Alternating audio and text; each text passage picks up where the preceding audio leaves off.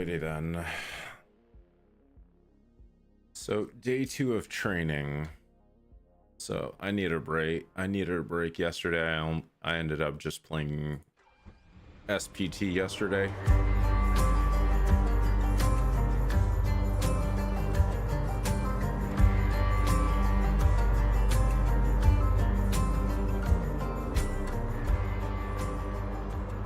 Okay, so in this part, we'll talk about the basic nav instruments, the HUD, PFD, nav radar, and the digital map.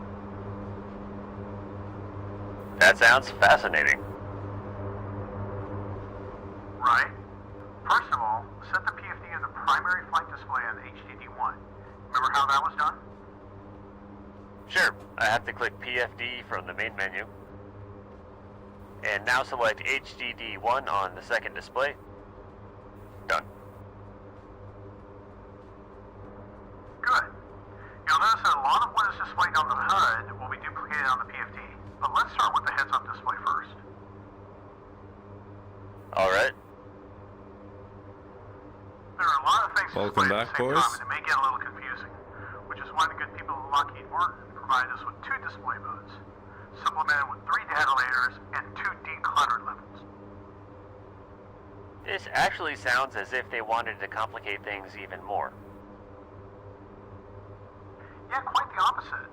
Let's begin with the display modes, basic and visual. Go ahead and enable Viz on the HUD panel. It is enabled and removed the tapes, circles, scales, and letters.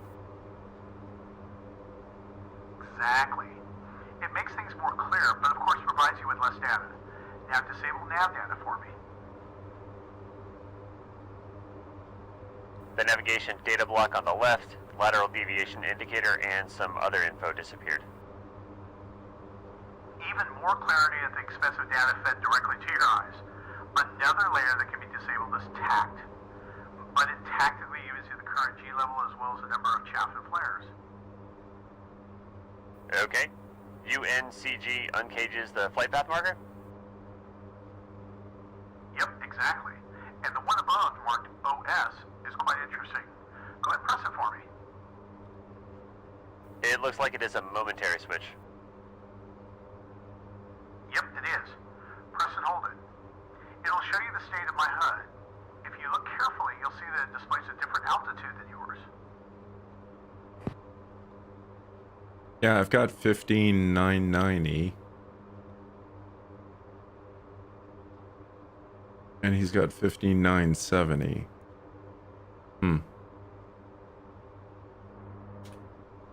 Yeah, because you didn't change the barometric pressure setting. Yeah, very good. I did. Finally, the Cat 2, which is a very specific landing mode that we don't need to worry about here. Also, I won't be going through all that's displayed on the HUD because you should already know it, or you can look it up later. Thank God, if you did, we would fly into Romanian airspace before you were done. Yeah, you're right. And that's why before we move on, let's establish a nice left-hand orbit here using the autopilot wheel. I mentioned it earlier. Set up your HUD as you want and let me know when you're ready to move on.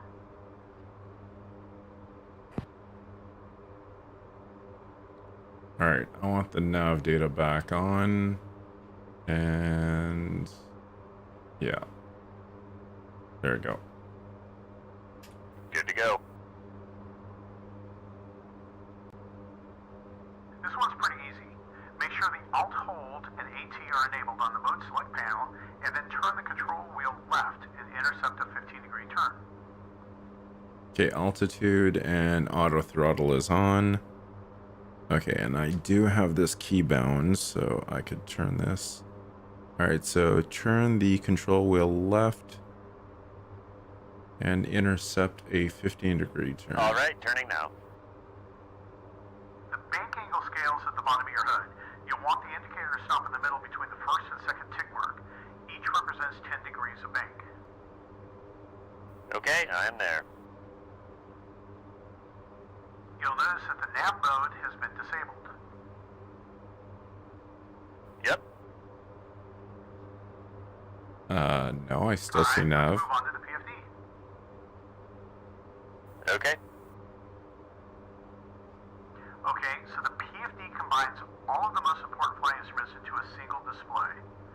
still should have the PFD menu open up on the AMU, so let's quickly cover the different options.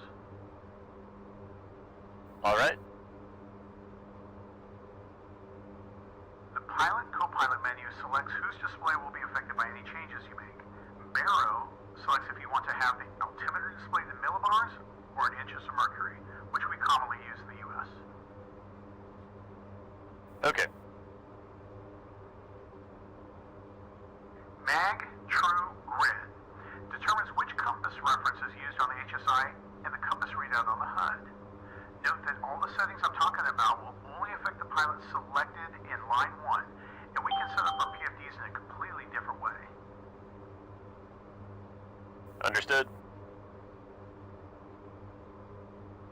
Now, the FD, INU, CADC, and RADAL selects the source of information from the flight director. INU, which is responsible for pitch, flight path, and roll, the central air data computer, and the radar altimeter. Typically, the pilot would use number 1, and the co-pilot would have the number 2 selected. Okay, so all these systems are doubled? Yes, for redundancy purposes. Figured as Switching the much. systems is part of emergency procedures, but this isn't relevant during today's flight. Or at least I hope not. Certainly, otherwise I might have to select OSB number 2 if you catch my drift. Yep. Okay, now look at the PFD itself. Let's quickly go through the basics. Looking at it very intensively. The colors on the display are used to, how should I say, differentiate between different sources of information. Green is for moving scale values and tick marks. Yeah, that's cool and all, but I am colorblind, just saying. White is for altitude deviations, acceleration cues, digital readouts. Cyan denotes a pilot's output reference set, so data which we can alter or introduce. Advisories and cautions are yellow, and critical warnings are red. Makes perfect sense. Okay, now for the cyan data. Most of it can be set using the reference set path. These will be going from the top left, selected indicator airspeed, selected altitude, minimum barometric altitude, the altimeter setting, minimum radar altitude, the one below AGL, and selected heading.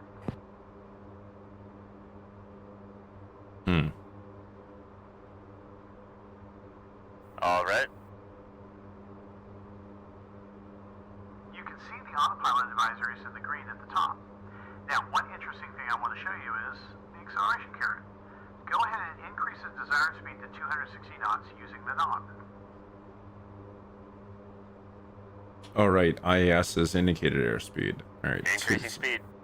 260, you said? A white carrot next to the flight path marker on the ADI is just moved up. It shows if the aircraft is accelerating or decelerating. Cool. Okay, there it is. 260 is what I set It here. is, isn't it? And I can already Now see the that's wheels speeding turning up. in your head on how this is going to be useful. Now, bring the speed back down to 240 knots. It went below the FPM. Exactly. Alright, the last important thing here is the HSI, or Horizontal Situation Indicator. The HSI compass is always oriented to the aircraft heading, and the current heading is in the white box above it. That is pretty standard. Yep, you're right. The dots on both sides are part of the course deviation indicator. The short line called the CDI head-tail needle shows whether we're on course or not. If it's aligned with the course line, the longer white arrow, then everything is fine. If it's to the left or to the right, that means we're off course. And we can use the dots to measure how far off we are? Exactly.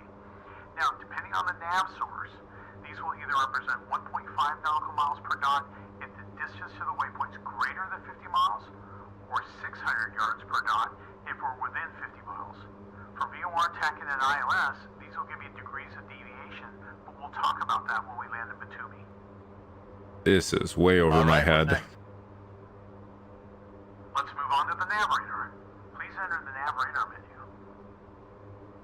Alright, moving back to main menu. and then nav radar. And now select HDD1 on the second display.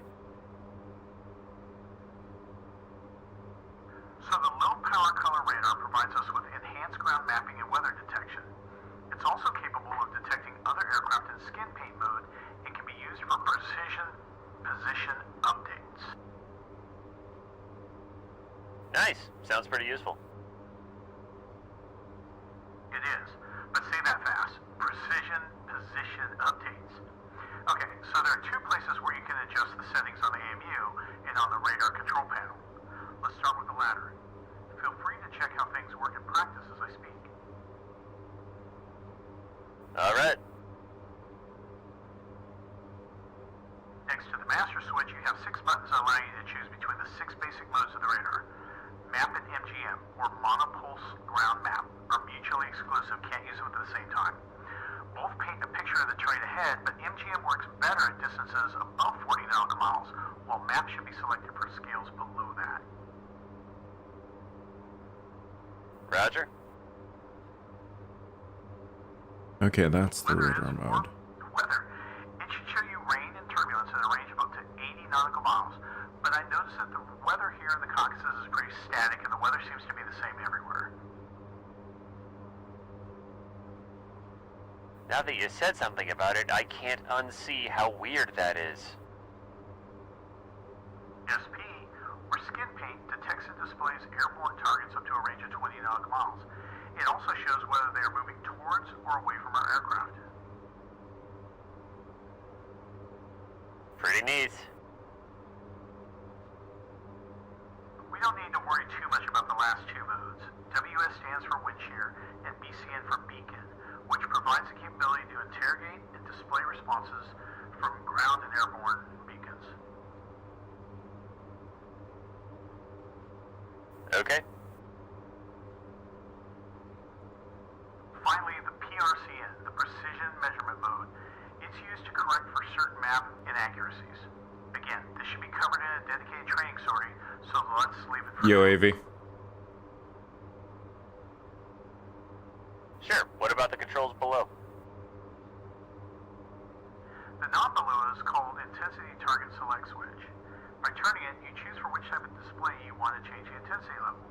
Your choices are ARM for range and range rings, CUR for cursor, SYM for skin paint and beacon targets, and VID for weather and wind shear.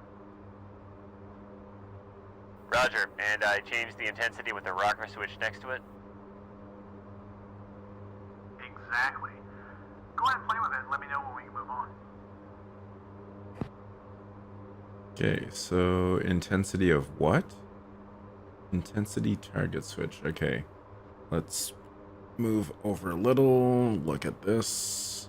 All right, I'm gonna hold that here. All right, intensity.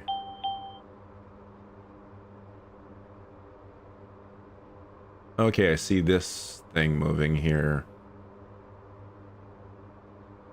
Okay, min max. I don't know what this does though. Okay, range. Okay. That's showing a range. Cursor. Is that cursor size? I don't see anything moving on the display itself though.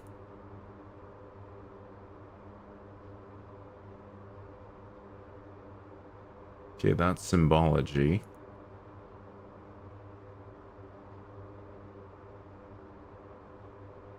Alright, I don't really see much change on the symbology.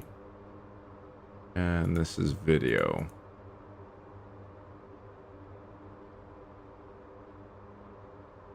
Yeah. Whatever. Alright, let's go.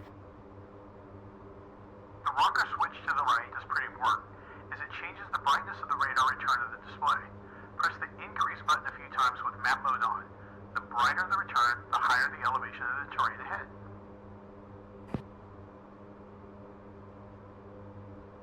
Okay, that's the gain. Okay, now I see the difference. Oh, yeah. Okay. That's literally showing you the ground layout ahead of the plane. It's like the map. Yeah, we can see those mountains coming up ahead. Alright, yoink, reset. There you go. Okay, yeah, now I see it.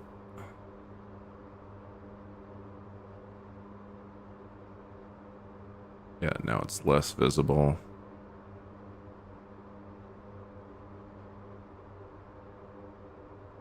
So now I'm only seeing the higher elevation. So from the looks of it, it's about 24 miles out in front of me.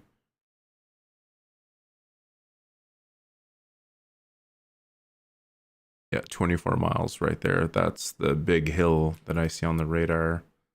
25 miles. Yeah, that's it right here. Cool. Okay, makes sense. What about the function keys? OFS switches between the offset and centered formats. FRZ causes the radar to complete the scan bar progress, and then it stops all emissions and freezes the display. PEN switches between the pencil and fan beams, with the fan beam being the one that we use most of the time. Check all three before we move on to the sector select switch. Alright, let's see. Okay.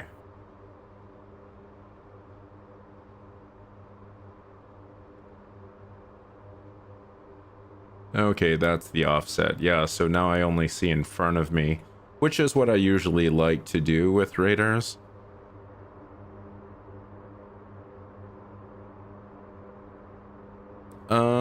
I'm not sure if I can drop cargo yet. I'm pretty sure you can. I've seen videos of people doing it.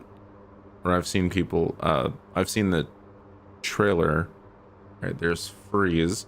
So yeah, now it froze. So it did a full sweep, and now it froze. Wait, it's still updating. I thought it was supposed to freeze.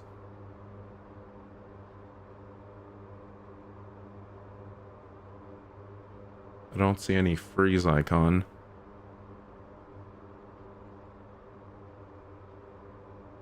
Yeah, no, it's still updating. Alright, whatever. What is this one? Pen. Alright, I don't see much difference of what that one does.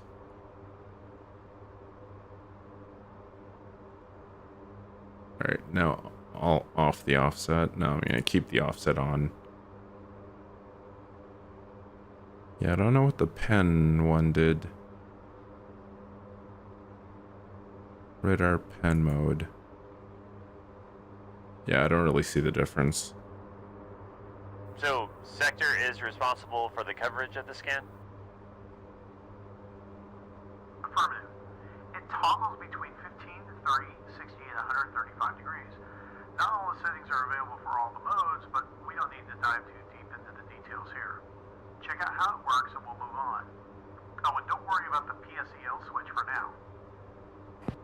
Where do you even see PSEL? Oh, that one. Alright, so sector.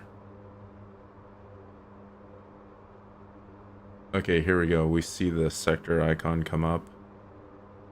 Oops.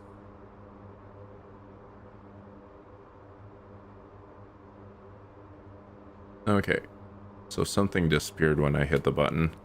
Let's see. Okay, it's basically just refreshing. Okay, I don't see the difference though. Okay, here I'm seeing pretty much all of the valleys. And if I have it deselected, okay, sectors. It's going in degree, in like cones. Now I get it. Okay, now I've got the 60-degree cone. Okay. And then the full. Actually, that's not full. Okay, that's what this does. Now I see it better with the full 360 degrees around me. Okay, so that's looking 180 degrees in front of me. Or almost 180.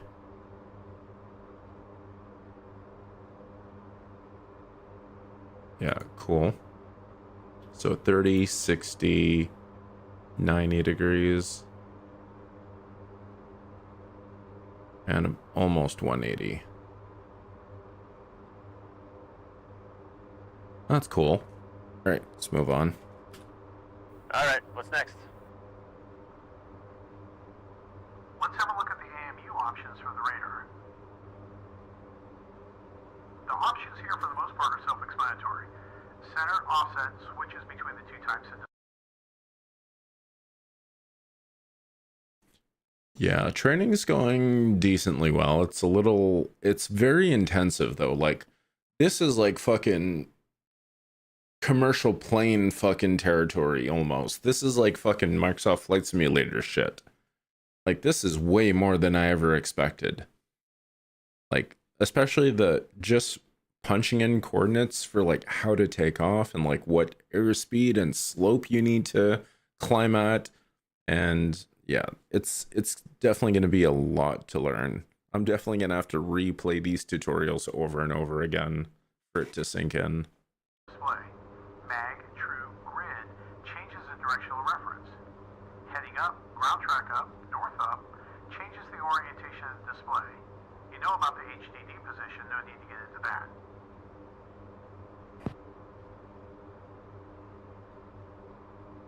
All makes sense. Now make sure you're still in MAP mode and click on range.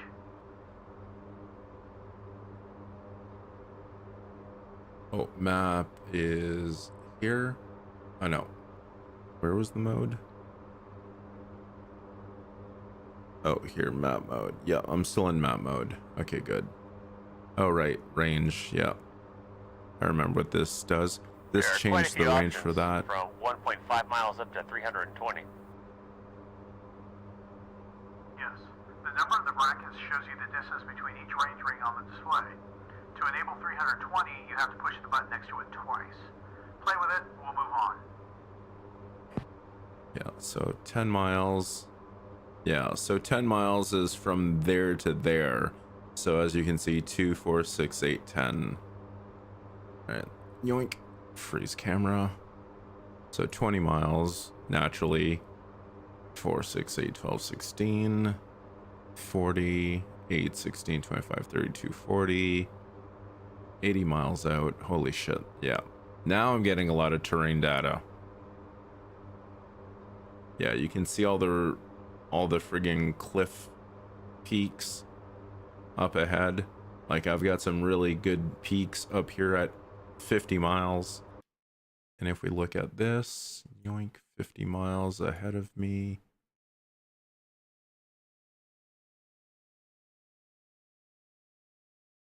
Holy shit. Okay, yeah, 50 miles. Yeah, up at 50 miles, I'm seeing... Although these are air bases, how are there so many high hills? Now let's go satellite view. No, these are towns. These aren't cliffs. Okay, there we go. Now this is altitude. Yeah, this should be higher.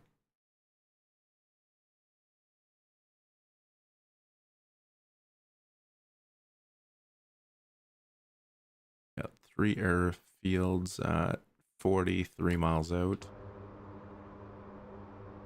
Yeah, that must be the airfields here.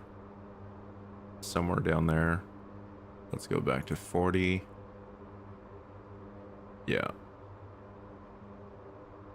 Okay, maybe these are rivers.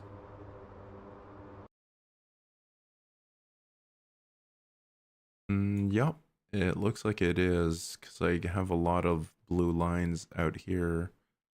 Yeah, river here, river there, one here. So maybe that is being picked up. Cool. I wouldn't say the 130 is hard to start up. It's a lot of pre-flight checks from what I learned in the training. There's a lot of shit to look around at.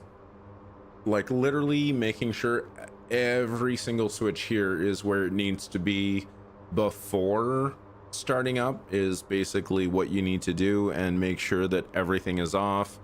You literally, the only thing you keep on are the lights, and then you have to make sure your wattage is good. Or no, that's air pressure. The wattage is up here. So like everything is really hard to friggin' remember on like what needs to be where. Alright, ready to move on. Alright, overlays. Enter the overlays submenu. No overlays. Yoink. There. Again, most of the items here are self-explanatory. Two things I do need to mention though. Tactical overlay adds threat identification and threat envelopes to the display. RWR adds a radar warning receiver, and it's important to note that the RWR set to on, you can't use the skin paint mode. Have a look at what does what.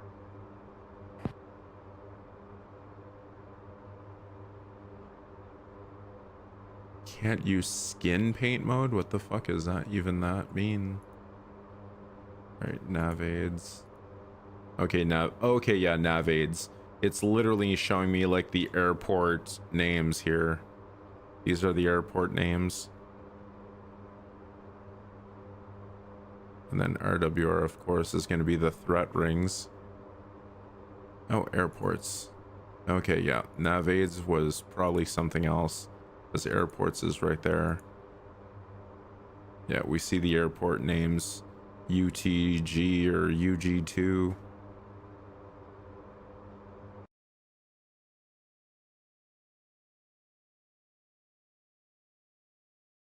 Yeah, UG24, UGTB, and UG27. Those are the three airfields up ahead. And I can see that right here. UTG or UGT, UG27. That's cool. Nice. Okay, I am ready for the next part. Good. Now we'll talk about the radar display itself. The top left corner has nav information, bearing and distance to the current waypoint, estimated time of arrival, time to go, target ground speed, and our current ground speed. Target ground speed? Like for a moving target? Negative. Now, target ground speed is the speed that we need to keep in order to arrive at the current waypoint at a specified time. There's going to be times when you have to be in a certain place at a specific time. That target ground speed will help you attain that. Damn, I was hoping we would get to be dropping the Moab on a moving target. I don't think so. You really should be finding something else. Anyway, to the right you can see the XTK legend, which is a deviation from the selected ground track. The direction of the deviation is indicated in green by an R for right or L for left, followed by the distance in nautical miles. Okay, left 71.2, so left 71 miles. Okay. At the very bottom of the display from left to right, you have DBS or MGM for the current ground mode, followed by the selected range and fan or pin for the beam width. Next is the cursor information. We'll come back to that in a minute. Then altitude above ground level, and finally TACAN information. Okay, I'm exactly 12,350 feet. Okay, I must be going over a mountain because the range is going shorter.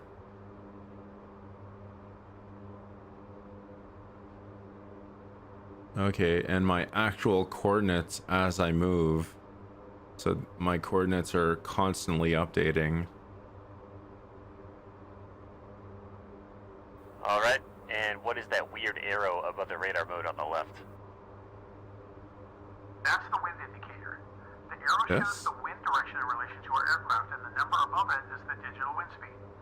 If the indicator looks like a triangle, then the vertical side of the triangle represents the headwind or tailwind component, while the horizontal one is a crosswind. Does that make sense?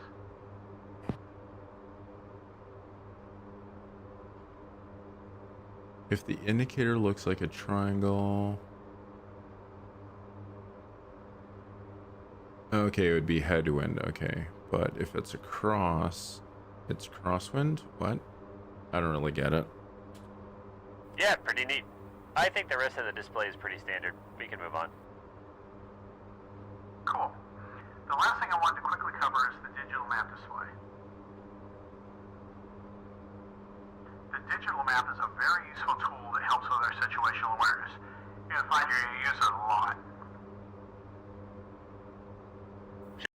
All right, I need to reset something here though, because these are a little slow. I'm pretty sure there's a fast. Okay, no.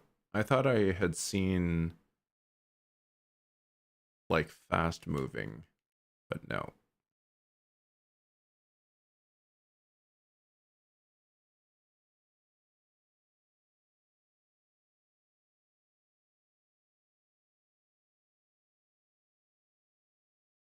Cockpit panel view in, view out.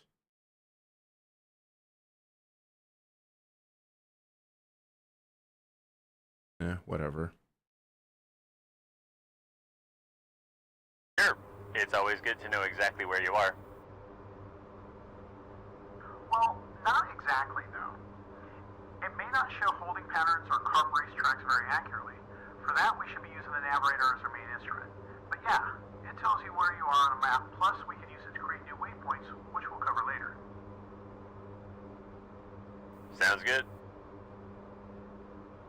As we did before, let's have a look at the AMU, then the cursor control panel and the map itself. Okay. Return to the main menu and enter the Digimap on the AMU. All right. And there. The map coverage option is very technical, so we'll skip it. The white, yellow, etc. allow you to choose the symbology and overlay colors to make them stand out better against the background. Center offset, magnetic true grid, and heading north up are the same as for the navigator. Go ahead and check out what does what.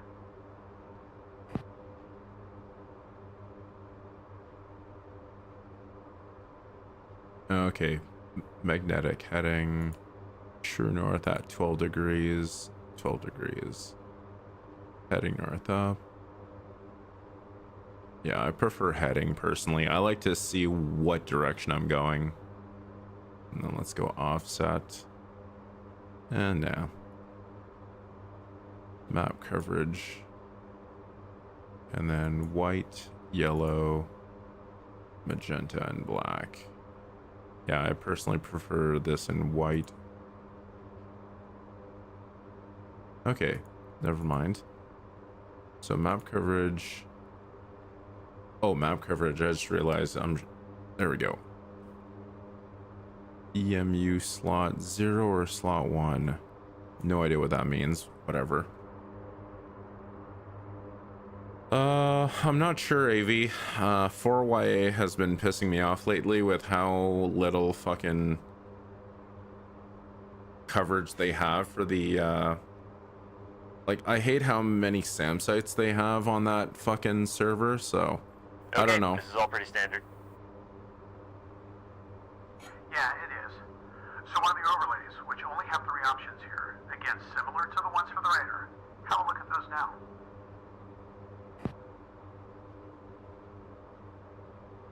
What'd he say?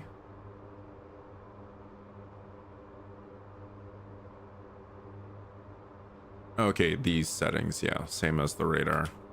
Yes, looks similar indeed. To do anything with the digital map, you have to use the cursor control panel located on the center console. You'll also be using it for the nav radar display. Holy shit, way over there. All right. The CNI MU tilt lever lock switch selects which HEDs will be used by the cursor control. 1 and 2 in the P position, and 3 and 4 when set to CP.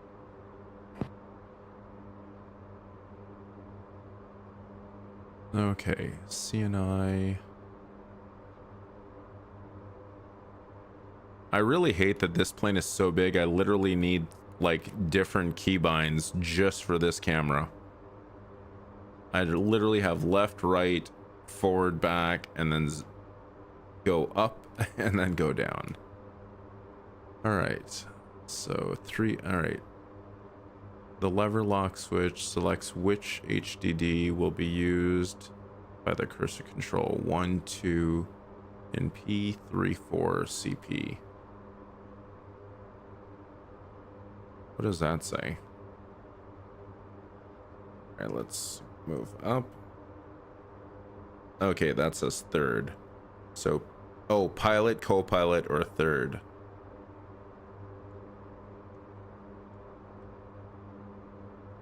Okay, display 2. Is that for, let's see, display 1? No. I thought it was going to change something, but doesn't look like it. Alright, CNI, NU, tilt, lever lock switch. Which HDD will be used by the cursor control? Okay, cursor control is probably for this thing. No, emergency nose, what? Okay, cursor tilt. And then emergency nose gear release, or is that for something below it? Yeah, because that doesn't look like it does anything. Looks like only the tilt does something. I'm gonna have to keybind something to that. Okay. The master display select switch will narrow this selection down. Use it to select the specific display the cursor control panel input will be sent to. You can also just turn it off. Fine. The range and zoom rocker switches will change the scale or the zoom. We'll come back to that in a minute. Roger. Oh, increase, The HUD decrease. switch enables you to see the position of the cursor on the HUD if it's in the HUD field of view. Reset will position the cursor along the heading of the aircraft in a certain distance. It's useful if you wander off with the cursor too far from the ownership symbol. Got it. Not going too fast for you, am I? No? Okay. Finally, the handle with 3 different controls. The left one is a tilt switch, the middle one's a cursor control, and the right one is the offset aim point free switch. What do they do? The middle one is used to move the cursor around the display. The others have specific functions which are outside the scope of today's sorting. But while I'm at it, you should know that there are 4 different cursor modes: manual, ground, computer, and quick. Though we'll stay in manual for today. As usual, one simple question leads to a long answer and 5 more things to discover. Yeah, welcome to the herd, man. Okay, let's focus on the display itself, shall we? Focusing. First, use the slew control to move the cursor around. You'll notice that it's always linked to the ownership symbol with a solid line called a strobe. If you want to quickly move the cursor back, use the reset button.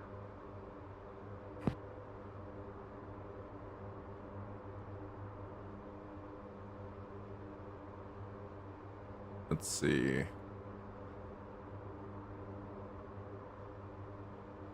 Alright, I'm not seeing anything moving as I hold that cursor down, though. I don't know what this is supposed to do. I'm holding it down. But that's the tilt thing. I'm not sure what anything else would do. Okay, very useful to check the area ahead of us or look at points of interest. Yeah, it is, and for many other things as well.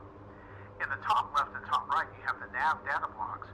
They're the same as for the nav radar. In the middle at the bottom, you can see the varying distance of the cursor from your position, as well as the lat long position of the point that it's currently over. Oh, manual cursor, I see it there. So it's showing 5:15. Let's hold that up. No, it's still showing 5:15.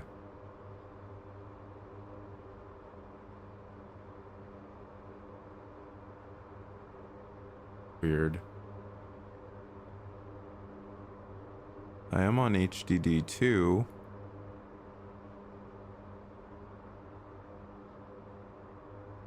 Weird.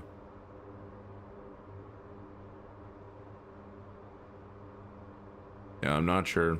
I'm playing with the buttons and nothing comes up, so I'm not sure if any of this is actually working as intended. The scales on the left side and above the legend at the bottom are in nautical miles, and will change whenever you alter the zoom.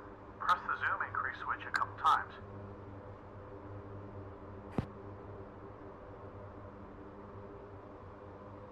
Oh yeah, now 7 to 7. Yeah, so that is zooming in. That should be 5 now. Yeah, I clicked it twice, so yeah. So now that's from 5 miles to 5 miles.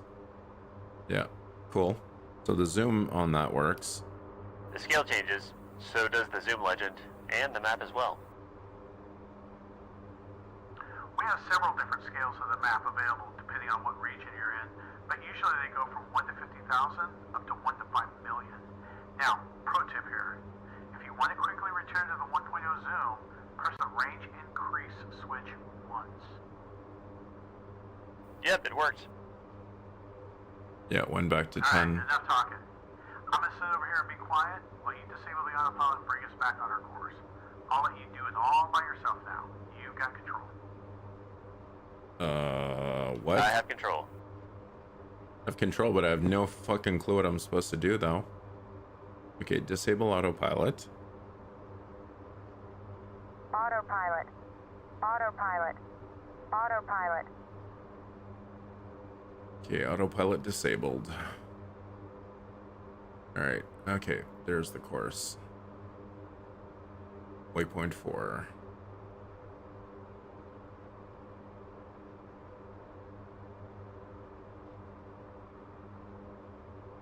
Check altitude. Check altitude. Check altitude. Check altitude. Why am I Check not climbing? altitude. Check altitude. Check altitude. Check altitude.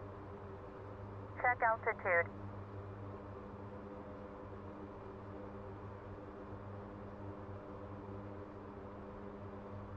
Okay, there we go. Climbing back up.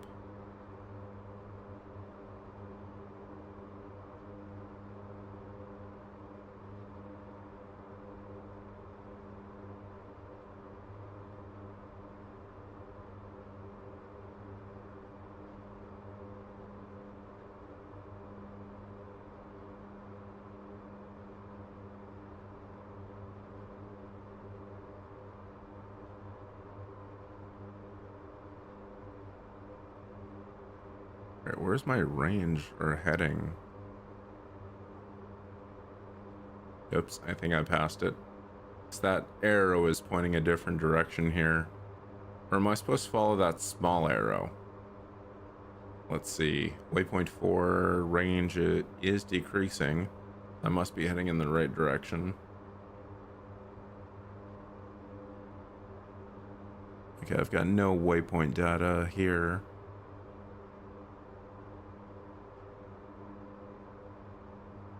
Alright. Okay, yeah, it's saying use the digital map to get back on course line and fly towards waypoint 4. I don't know where waypoint 4 is though on the map.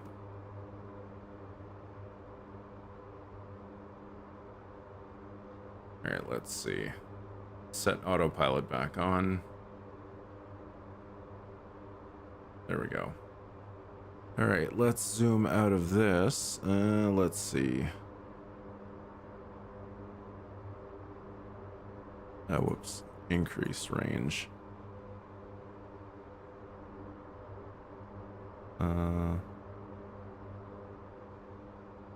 Nope, that's not it. Oh, increase range. Wait, I'm getting less range here. What the hell? Whoops. What the hell? That's weird. Yeah, well, I started this this training lesson. I was already in the air. I did lessons 1 to 5 or 1 to 6 Friday, and yesterday I took the day off because I didn't feel like doing this. And then today, well, I'm doing the rest of it. So I'm doing lessons 7 to 15 today.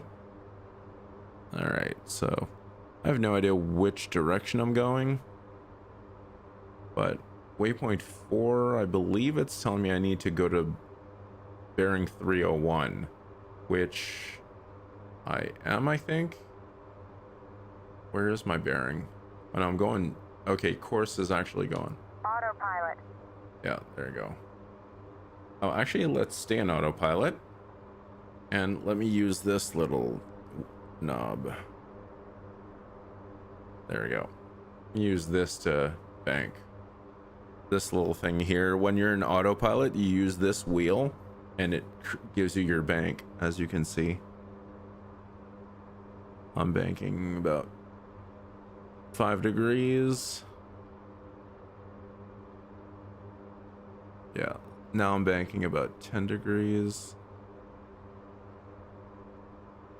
There we go. So I have a feeling I need to be going course 301. I'm at, oops. There we go, 301 right here.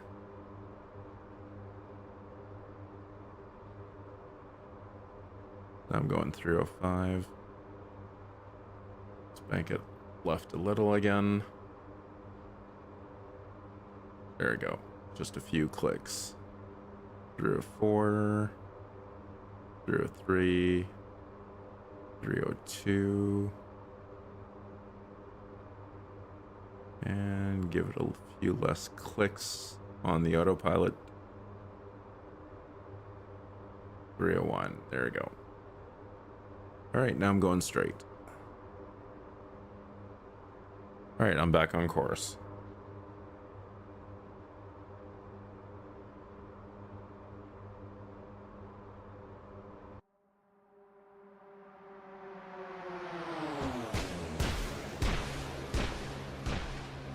I love the chaff and flare.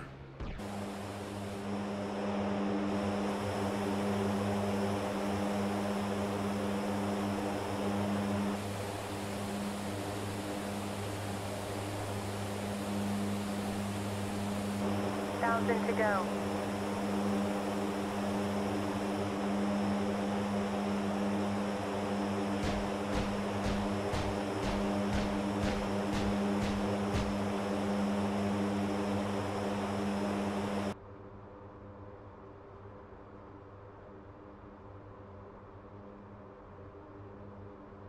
Oh, right. I was wondering why it was telling me I had 1,000 to go.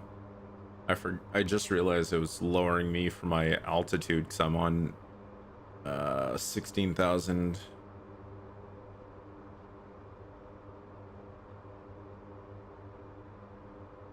Oh yeah, no, it's on autopilot. Right, it's here.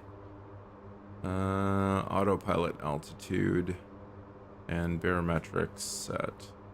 I really need a scroll wheel for these two.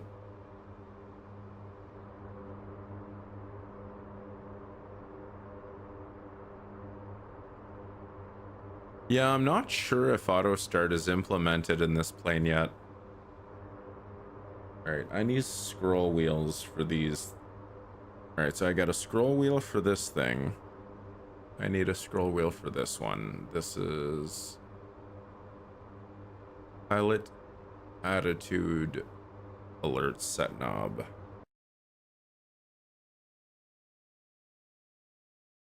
Now let's see. Alright, so that's AFCS. Let's see.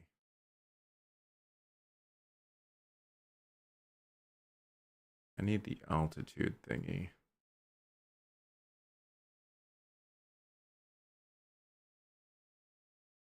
Was it attitude or altitude? Oh, there we go. Altitude. Pilot altitude barometric, and it was the alert one, I think. Attitude alert set knob, that's the one. I have this on the my throttle. There we go. Clockwise, counterclockwise, and I don't think there's a push. All right, let's see if this works. Yep. Let's hold at, let's go 17,000 feet. And now if I remember correctly, If I want to do a gradual climb, I think I hold BS, I think, and then climb.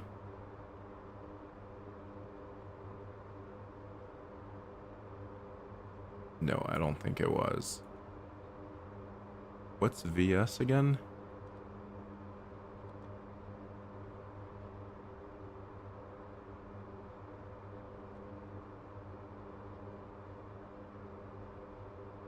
I can't remember what it was. There was one of the buttons yesterday that I was pushing in order to climb. Instead of going autopilot off, climb to 17,000 and then set it. I can't remember. There was one of these I had to push while climbing. What was it again?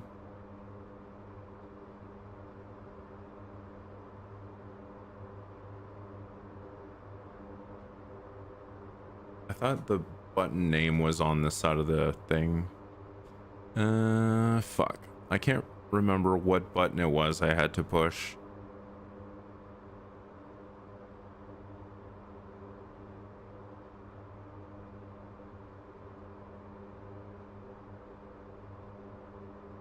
Yeah, there's one of these I had to, or unless it was select. No. Autopilot. Nope. Autopilot. Autopilot. Autopilot. Autopilot. Autopilot. Yeah, me too. Autopilot. I did the same thing. Autopilot. 1,000 to go. Alright, I guess I'll have to manually hit the autopilot again once I reach the altitude that I set.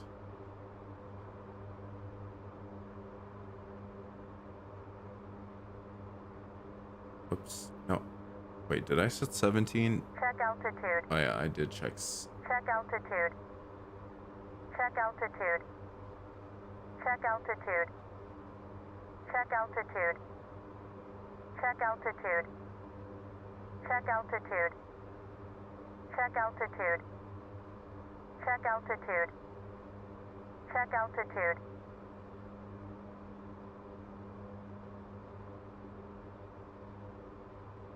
I really like this line here that tells you if you're centered or not.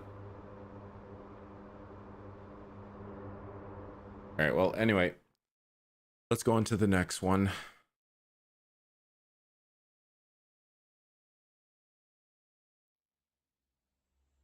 All right, navigation basics.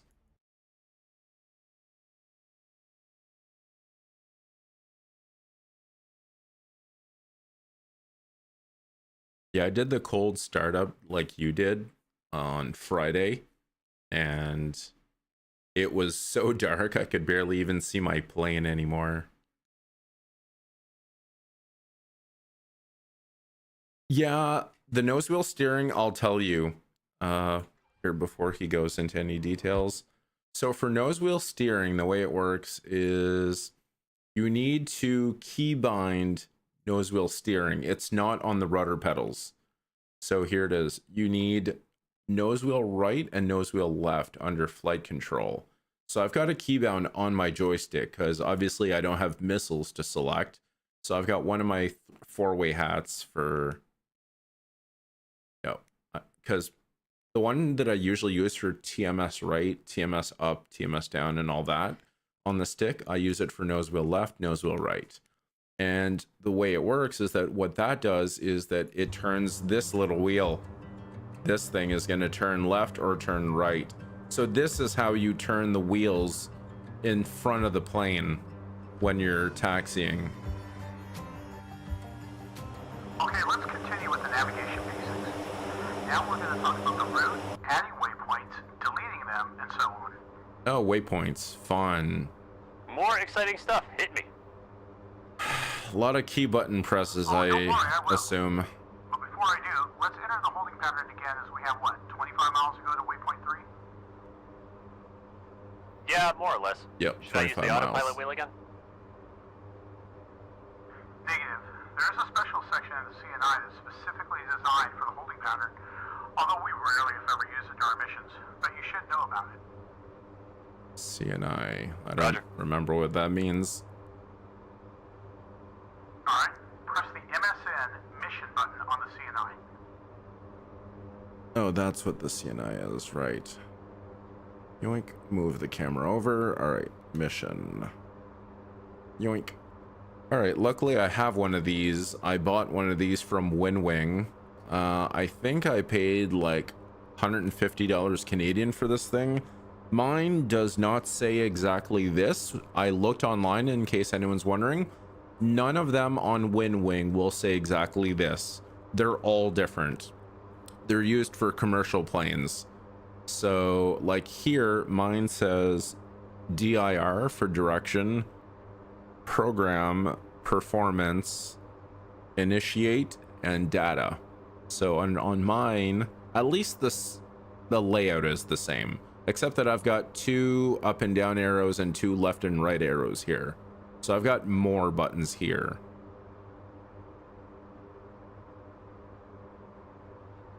Yeah, you're welcome, man. So on mine, I'm gonna click on data. Done. In the bottom left corner, you should see PPAUSE hold. Press the LSK next to it. I'm now on the hold page, and it looks quite intimidating. It certainly does. Yeah, it does, but we won't be digging deep into the functions now. Take a look at the digital map. The flight plan has now turned teal, and the holding pattern appeared as well. Oh, holding pattern, cool.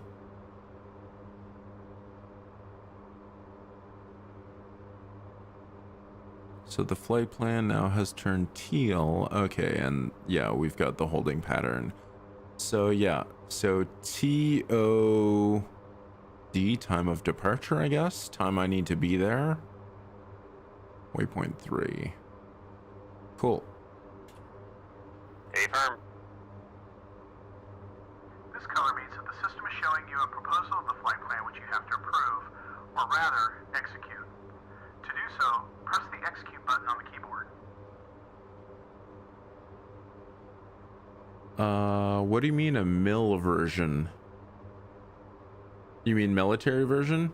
I don't know, because I went to the WinWing website like 3 days ago, and like when I bought this plane, I was like, man, this is so annoying. None of these buttons say what I want them to. So I went and looked to see if they had one that I could buy, and it doesn't look like it. Top of descent? Okay. No idea what that means. Okay. Time of descent, not top. Okay, time of descent. Or, yeah. No, time would not make any sense. Or time to descend kind of thing, so like you said. Alright, so, alright. Alright, so I have to approve it. Okay, so hit execute. Boom. And we are turning. Okay, so now, okay. Yep.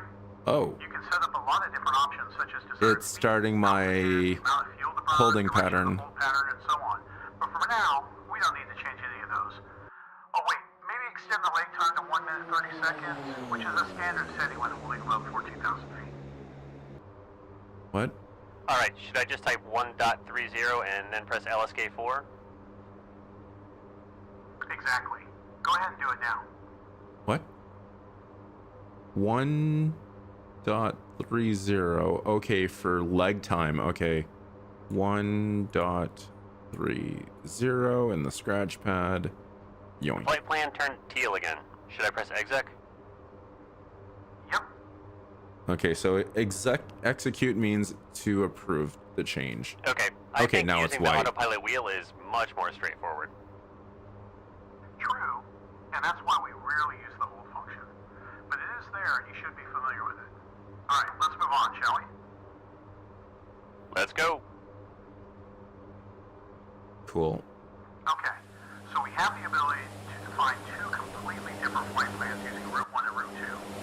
As you remember, we did set that up while still on the ground, but I made some changes to them so that we can play a little with different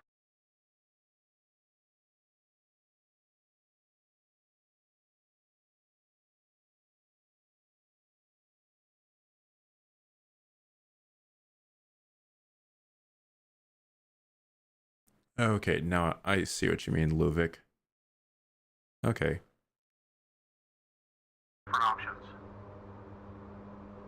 All right. Good. Press the index button and then choose Route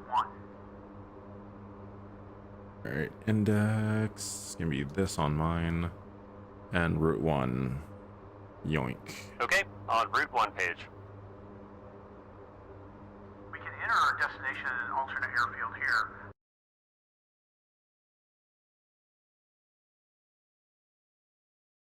Yeah, $64, that's cheap for you fucking Americans. I paid $80 Canadian for this fucking module. The reason I bought it is because they've said if this module becomes popular enough, they're actually going to use the AC-130 module. Like, they're actually going to add the AC-130 variant. So we could literally be doing fucking gun runs, like holding patterns, and our number 2 gunner could literally be fucking shooting guns on ground targets. That would definitely be worth it.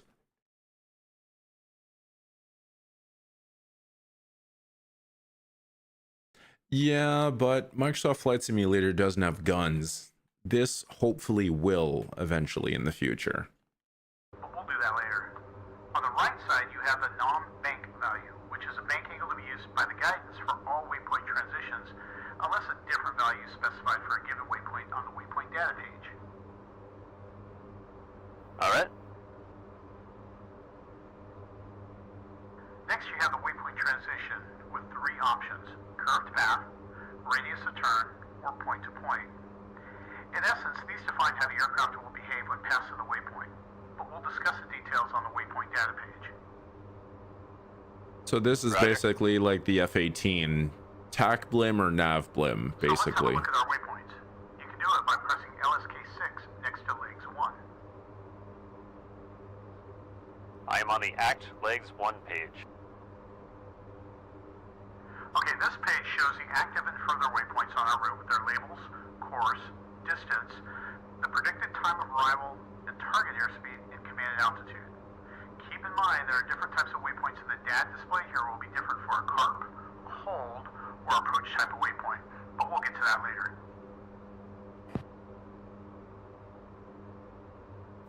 Yeah, this is definitely a very in-depth module for sure. I'm just glad that all of this is like in working order. Like, being able to program all of this is really cool. Oh, I'm in another bank. Yeah, starting the bank. I wonder if you can program how long each leg is.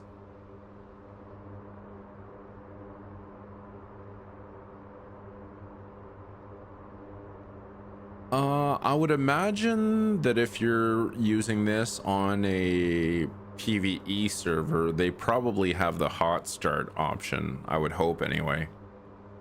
Understood? If you click the LSK on the left side next to the waypoint's name, you'll copy that name to the scratch pad. If you use the LSKs on the right, you'll enter the waypoint data page. Let's have a look at waypoint 4. All right, LSK3 or RFK. Looking at active waypoint data. Here you have the waypoint label, time of arrival, and coordinates. You can also input wind data if you know it, set the whole parameters for the given waypoint, or modify the waypoint by pressing the MFP button. But don't do it now. Instead, press next page on the keyboard. I'm guessing this is so that you can choose like time on arrival. So time of arrival on waypoint. So that way you can literally have the autopilot control what speed you need for shit. All right, next page. A lot of data available here. Indeed. You can check the bank angle, fuel flow, waypoint elevation, time en route, and total accumulated leg estimated time en route. As well. Yeah, Moab is definitely a very useful thing that people are going to be looking forward to. Although that's really going to wipe off a fucking waypoint off the map, though, if people start dropping Moabs on PvE servers.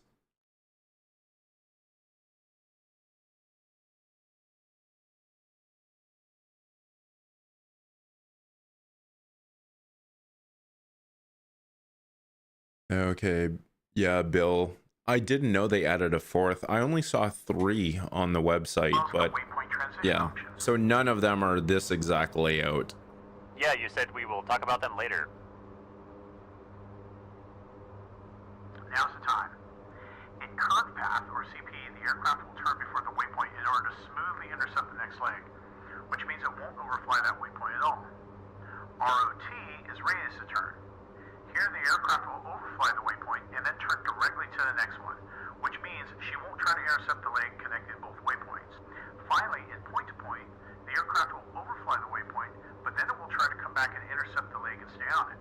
Comprende? So basically, like I said, it's going to be for like if you want to use the F-18's TAC blim versus nav blim. So it's either you fly over the point, then turn to the next waypoint, or try to overfly to intercept the course line for the next waypoint. So looks like ROT or ROT would be for if you want to, or wait, no, wait.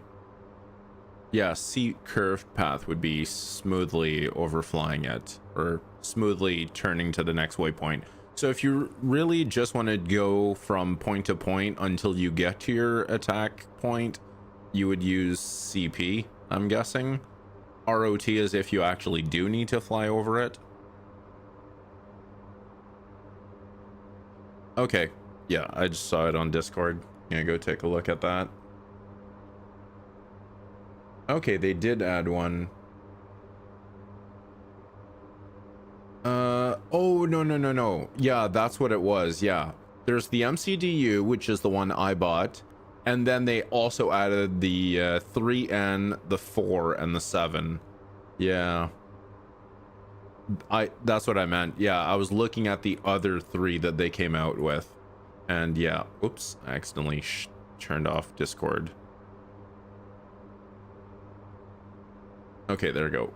Close photo. I accidentally closed Discord. All right, there we go. Quite a lot to take in, but it actually makes sense.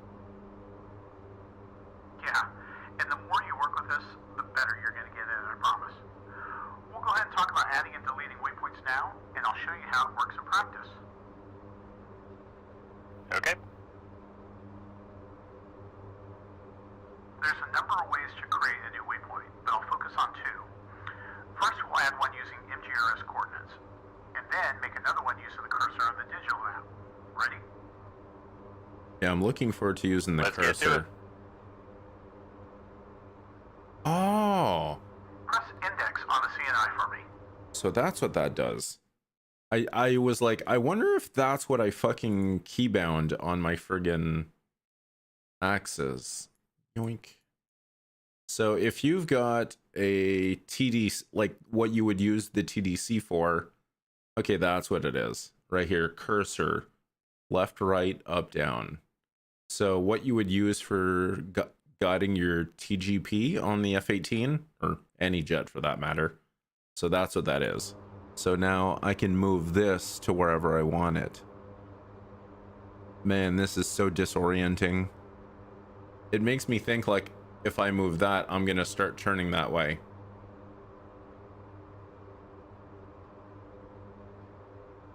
Yeah, that's totally not what's happening. I think it's because I was in the middle of a bank, so I was like, oh shit, I think I'm literally moving my plane around with my finger. But nope. Okay. Alright, let's go up, yoink. Alright, there we go. Yoink. Done. Now, route 1. Negative. Go to the next page. Next page, okay, good thing There. I waited to listen. Now, enter the custom data page. Custom data, OSB 2. There. I can see bowls plus other waypoints on the right. Correct. In the top left, there's a show waypoint option. If you you want to modify any of the existing waypoints, simply press the LSK next to it. This will copy the name to the scratch pad. You can also type it if you like. Let's go ahead and try it. Press on Bulls. Okay, it's going to be number 2. Bulls is now in the scratch pad. Now press Show Waypoint LSK. I can see the bullseye custom data now. Yeah. Here you can edit the position and elevation of any waypoint stored in the memory of the CNI. Let's go back to the previous page. Press Custom List. Back where we were before. We will now add a new waypoint. Make sure there's nothing in the scratch pad. Type Test and press the LSK next to Show Waypoint. Okay, type test, then like that. Okay, so TEST. Yoink. I am back on the custom data page, but this time with blank spaces next to position and elevation. So test custom data. Type 38 Tango Kilo Lima 57100 89600 and press left LSK2. 38. Oh, 38. Whoops. Clear. 38. All right, 38 Tango. Whoops. Fuck's sakes. Tango Kilo Lima 57100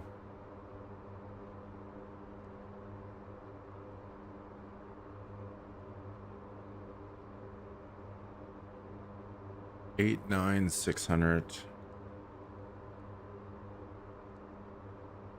and press left. Okay, that's for position in MGRS. Whoops. Done. There.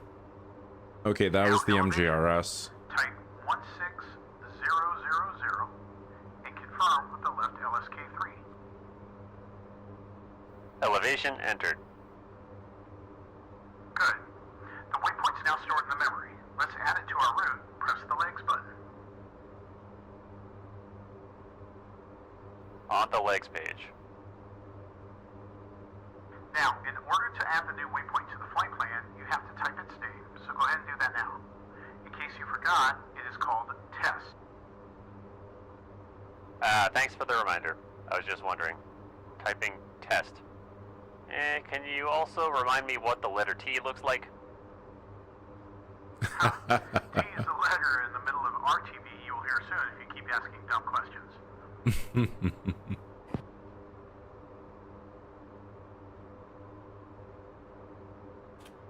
Alright. What now? Now you choose a place where you want the waypoint added by clicking on the line select key above the one where you want to insert it. Let's try to add it as our immediate waypoint, so press on LS key next to PPAUSE. PPAUSE, so present position, I'm guessing? Says not allowed. Ah, shoot. That's because you can't change your active waypoint from here. You would have to use the direct intercept page, and we'll get there in a minute. Let's go ahead and insert this one between W3 and PPAUSE and see if that works.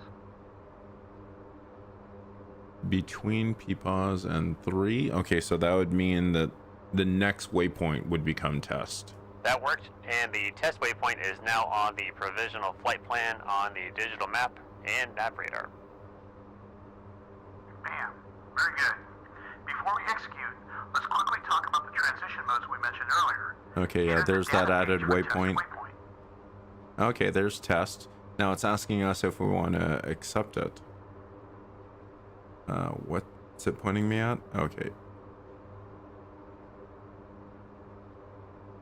Alright, what did he say? Enter the data page for test waypoint. Okay. That'd be RSK2. Press next page.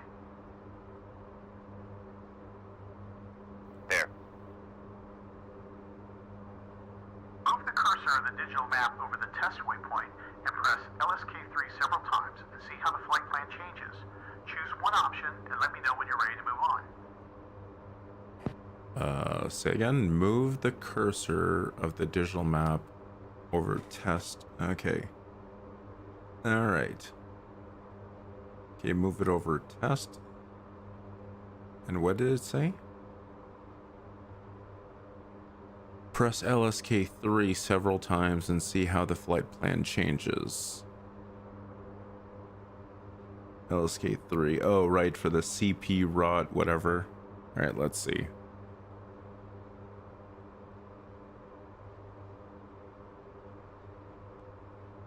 Okay. So direct. Okay, so like here it would intersect. Here it would fly over and then go to the next waypoint. And then this one where it literally just flies at it and then tries to quickly go there. So this would be a very hard bank. That's cool. Yeah, so the CP, yeah, CP, ROT, and then point to point. Yeah, nice. Okay, now I see how it works. Let's go. Now confirm the new flight plan using the execute button. All right, I am gonna want to do CP again. There you go, CP. All right, now execute. The flight plan is white. And now we're going to test. Okay, let's talk about removing waypoints now. You can delete them from the flight plan in two ways. From the legs page, or by choosing a waypoint that is further down the list as your direct destination, which will effectively remove all the waypoints between you and the selected one from the flight plan. Okay, does this also delete them from the memory?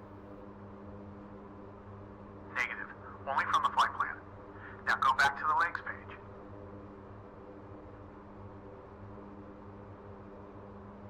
I'm there. Now, press delete key.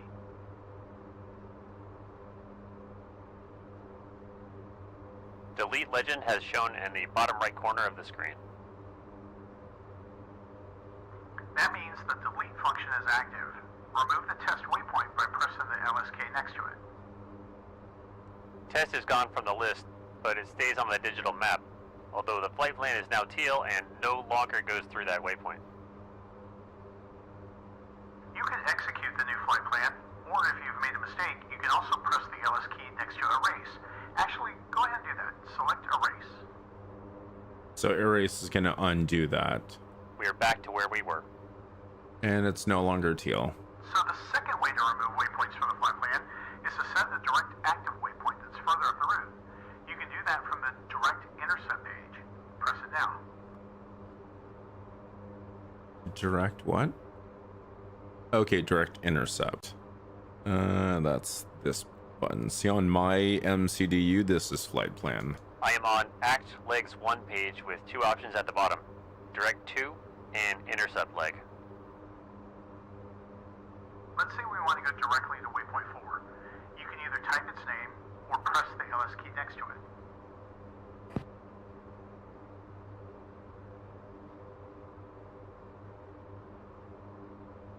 Alright, W4 is now in the scratch pad. Good. Press the LSK next to direct to and look at the digital map. Move the cursor if need be to see the whole flight plan.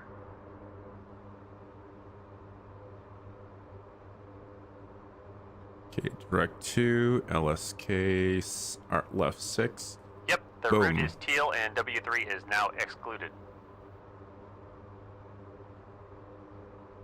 Okay, that's cool. So the system is ready to fly directly to waypoint 4. When you execute this flight plan, we'll execute the holding pattern and move on. Go ahead and press the exec button. We're going toward waypoint 4. Yes. Remember that waypoints removed from the flight plan remain in the memory. If you want to permanently delete them, you should use the custom data page and index. Actually, let's get rid of the test for good. Press index, next page, and custom data. Okay, index. Next page. Custom data. On custom data list. Okay, now I hit Press the delete. delete key again. Yeah, delete and then test. Done. And now delete test. Test is gone. And now execute. Very good. One last thing before we move on Oh, to car maybe not. is adding a waypoint using the cursor. Okay, let's do it. Okay, before we start, we have to remove that not allowed legend from the scratch pad. Otherwise, you won't be able to get the coordinates for the waypoint using the cursor. Press the clear button. Alright, not allowed is gone. Good. So this one's pretty straightforward. Move your cursor over Pody. That's a city to the northwest of waypoint 4 along the coast. And press the insert update button. What? Move your cursor over Potty. It's a city in the northwest of waypoint 4. Okay. Where the hell do you see that? Potty.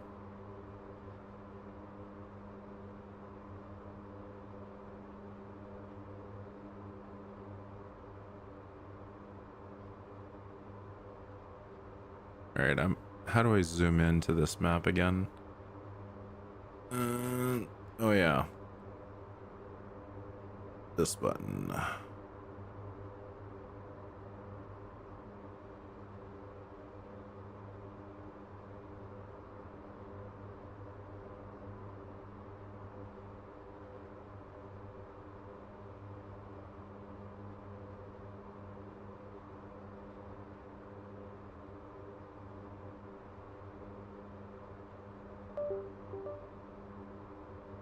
What the hell?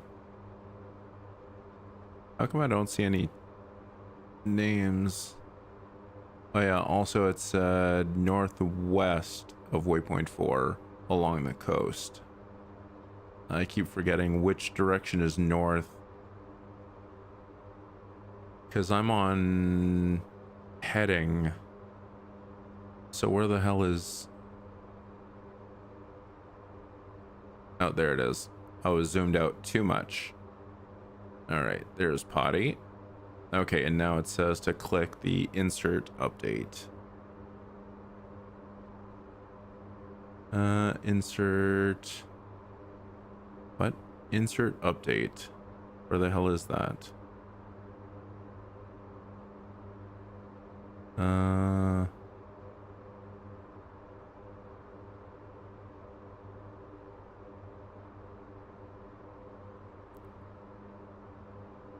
Where's insert update? Is that on this thing?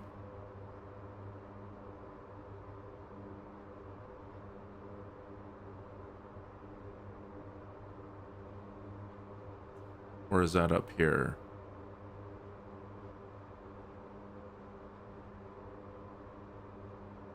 Alright, I really need to keybind these two things.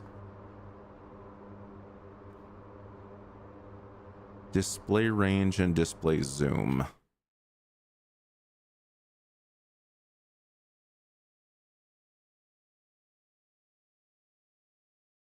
Of course, it's not keybound. Yeah, that's one thing I noticed when I was setting up keybinds on Friday. There's a lot of this shit that is not fucking... that you can't keybind.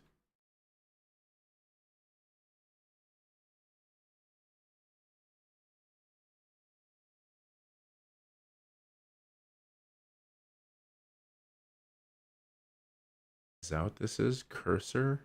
Zoom in and out? Oh yeah, I don't have any... because I don't have air brakes or anything on this. I don't think anyway. Throttle, here we go. Zoom in, zoom out. Yeah, because usually I have that on air brakes. I don't think I have air brakes.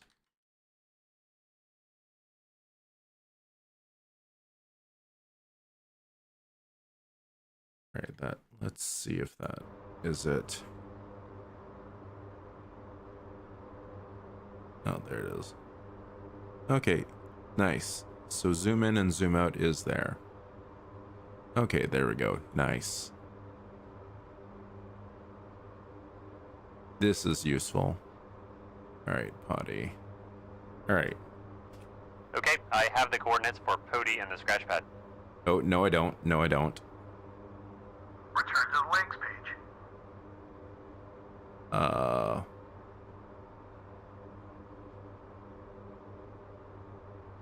Where was that update thing? Fuck's sakes.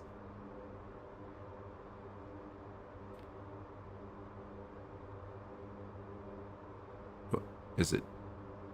No, I don't think it would be TDC to press. I don't have that key bound. Fuck's sakes. Would it be this one? Because the coordinates are here. So this is what I should be seeing. 42, whatever, and then 41. Fuck's sakes. I thought I was supposed, because I wasn't shown any indication of like what button to push. So I wasn't sure what to fucking do here. God damn it. Fuck's sakes. So I literally do not see any button that says like update. Because what was it talking about earlier? What was it I needed to do? Update waypoint or update something? Or is that here?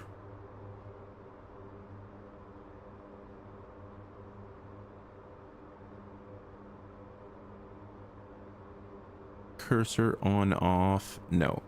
Cursor on off, that takes this cursor off, I think. Nope. That's not what happened.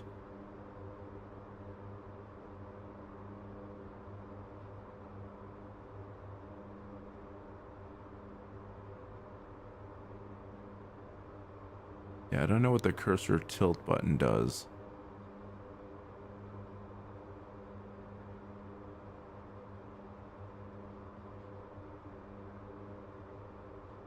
Yeah, I have no idea where the fuck that cursor update button is. Anyone? Did anyone pay attention to where that cursor update button was?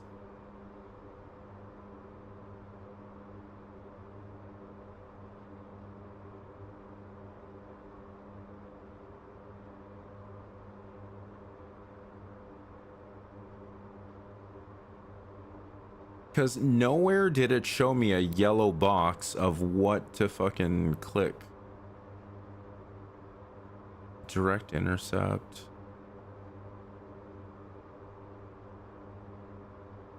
Nope.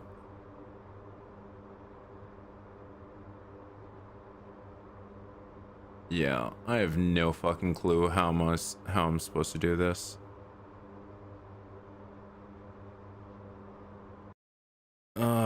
Fuck's sakes, this stupid tutorial. I'm gonna look it up online. Fuck's sakes. C-130J.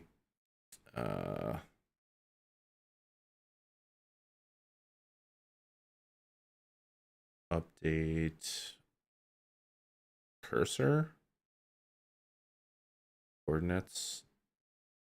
I think it was something like that.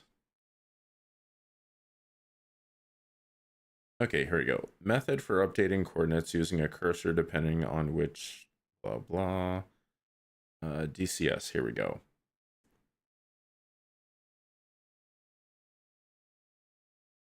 Okay, for the C-130J and DCS, the capability for a specific cursor-based position update is not yet modeled. Okay, waypoint entry is done manually through the CNI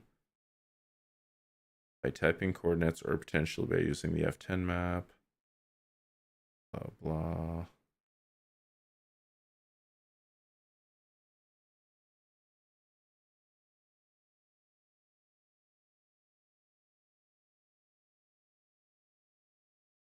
Yeah, apparently in the real jet or plane, there's an UPT, which stands for update on the TDAC grip, but that's not modeled in DCS.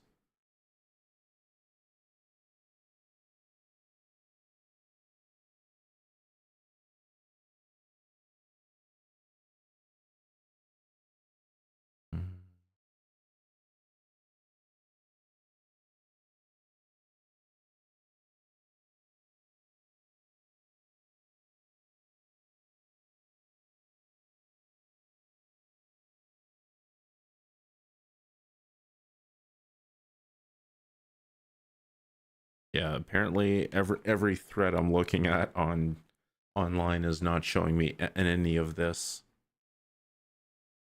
God damn it. I don't know where the fuck I'm supposed to update this, because nowhere did it show me where I needed to click. All it said was position the cursor over this and then hit update.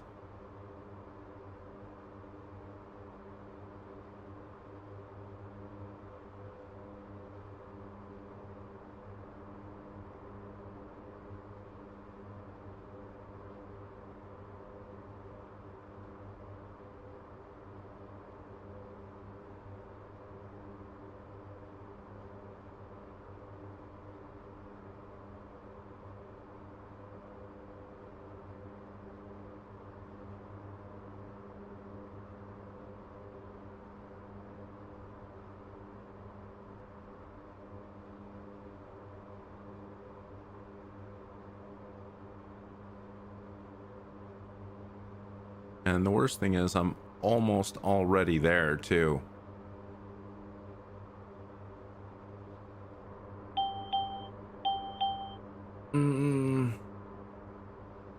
How do I go in active pause?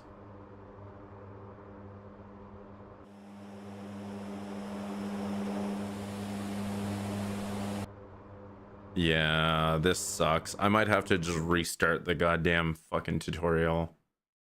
Ah, this fucking sucks.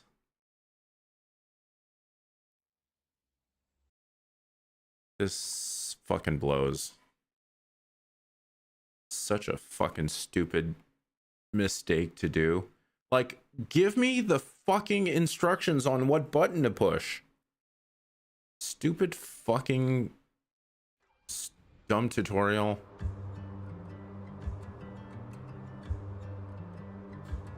I'm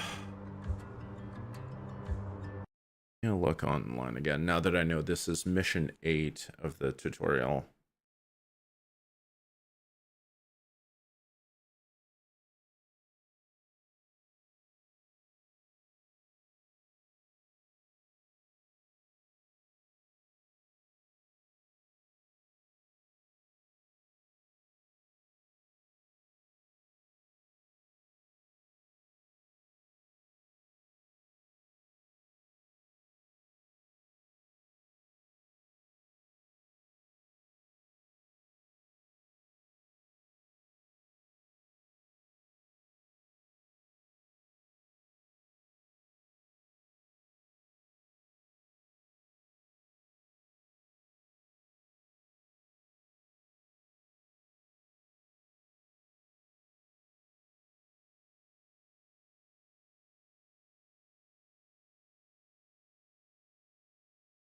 Yeah, screw it. I'll just have to see what it says in the tutorial. YouTube is being useless. Now we're going to talk about the route, adding waypoints, deleting them, and so on. More exciting stuff. Hit me. Oh, don't worry, I will. But before I do, let's enter the holding pattern again as we have, what, 25 miles to go to waypoint 3? Yeah, more or less. Should I use the autopilot wheel again? Negative. There is a special section in the CNI that's specifically designed for the holding pattern, although we rarely, if ever, use it during our missions, but you should know about it. Roger.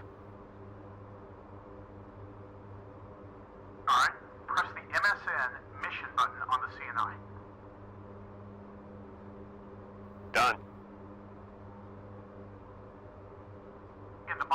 bar you should see P-pause hold. Press the LSK next to it. I'm now on the hold page, and it looks quite intimidating. Yeah, it does, but we won't be digging deep into the functions now. Take a look at the digital map. The flight plan has now turned teal, and the holding pattern appeared as well. Affirm. This color means that the system is showing you a proposal of the flight plan which you have to approve, or rather, execute. To do so, press the execute button on the keyboard. And we are turning. Yep. You can set Ooh, up a that's lot quite of the different bank. options such as desired speed, altitude, the amount of fuel to burn, direction of the hold pattern, and so on. But for now, we don't need to change any of those. Oh wait, maybe extend the leg time to 1 minute 30 seconds, which is a standard setting when holding above 14,000 feet. Alright, Okay, should I leg just type time. 1.30 and then press LSK4? Exactly. Go ahead and do it now. The flight plan turned teal again. Should I press exec? No, it didn't. Yep.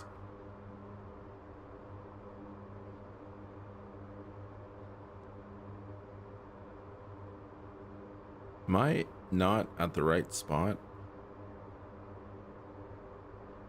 Leg distance, leg time. What? Invalid entry. Alright, clear.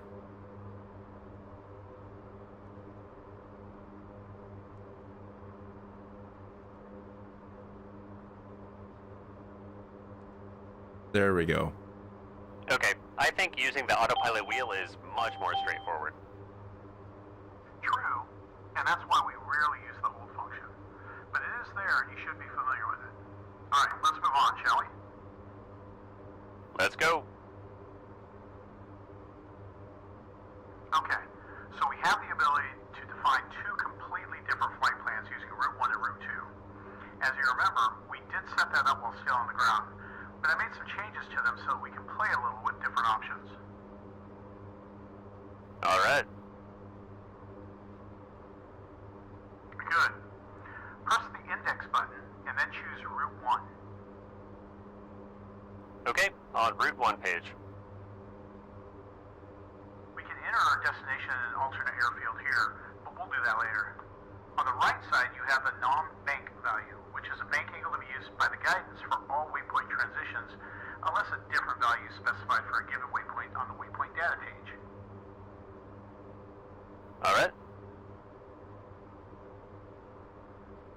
Next, you have the waypoint transition with three options: curved path, radius of turn, or point to point. In essence, these define how the aircraft will behave when passing the waypoint, but we'll discuss the details on the waypoint data page. Roger. So let's have a look at our waypoints. You can do it by pressing LSK6 next to legs 1.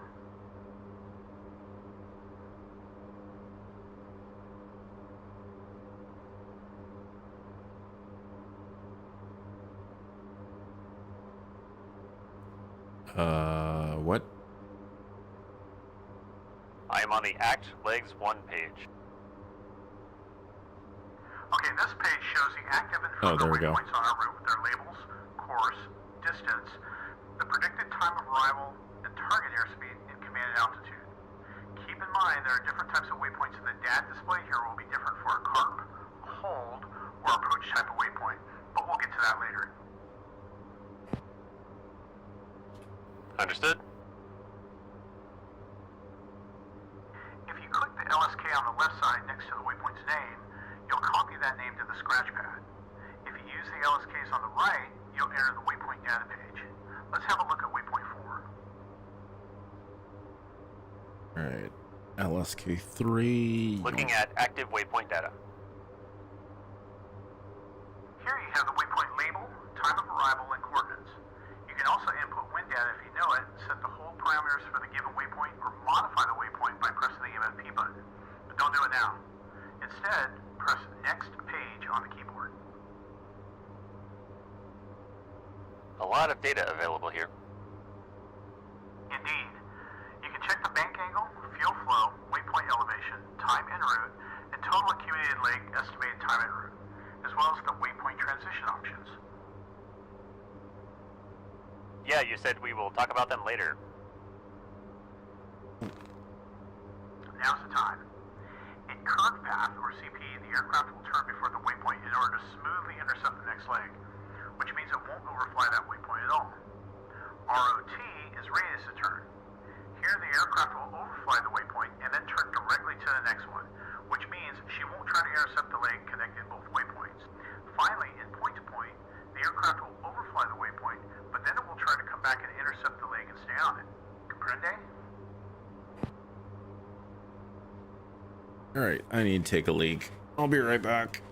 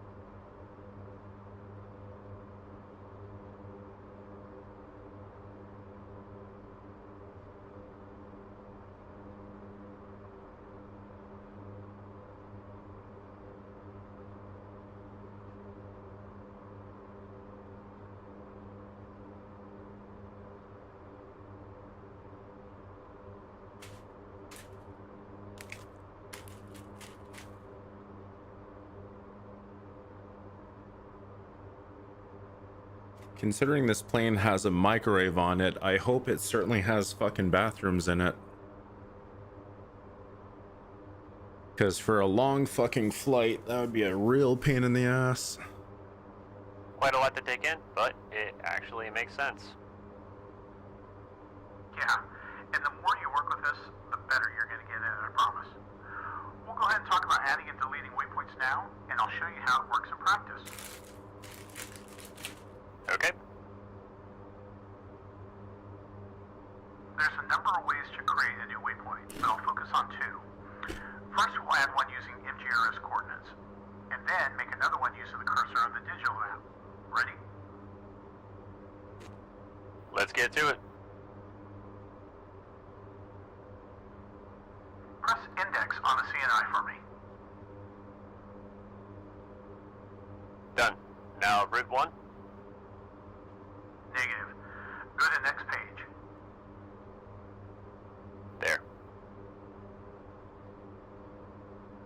Now, enter the custom data page. There. I can see bulls plus other waypoints on the right. Correct. In the top left, there's a show waypoint option.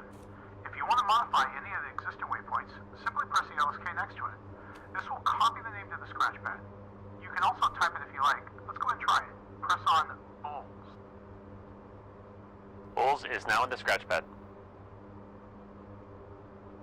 Now press show waypoint LSK. I can see the bullseye custom data now.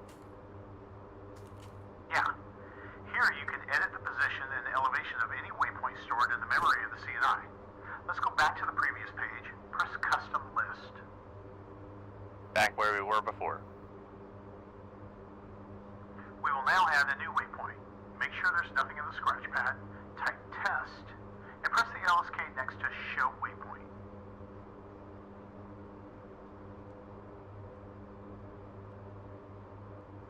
Oh, what the hell? There we go. I am back on the custom data page, but this time with blank spaces next to position and elevation. Very good.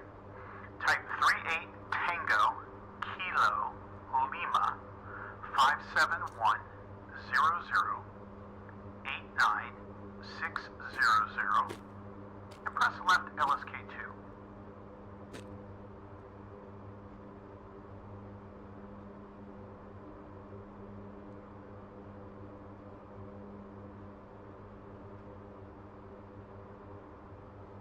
Done.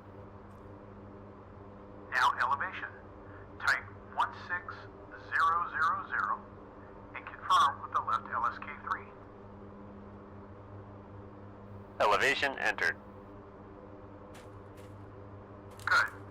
The waypoint's now stored in the memory. Let's add it to our route. Press the legs button. On the legs page.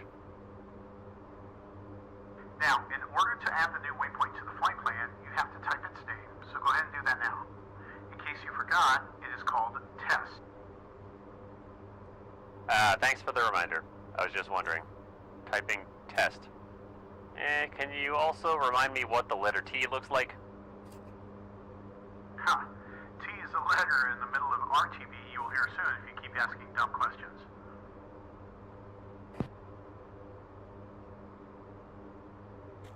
Alright. What now? Now you choose a place where you want the waypoint added by clicking on the line select key above the one where you want to insert it. Let's try to add it as our immediate waypoint, so press on LS key next to P pause. Says not allowed. Ah, shoot. That's because you can't change your active waypoint from here. You would have to use the direct intercept page, and we'll get there in a minute. Let's go ahead and insert this one between W3 and P pause and see if that works. That worked, and the test waypoint is now on the provisional flight plan on the digital map and nav radar. Bam. Very good. Before we execute, let's quickly talk about the transition modes we mentioned earlier. Enter the data page for test waypoint. How come I don't see my flight plan here anymore? Where was that again?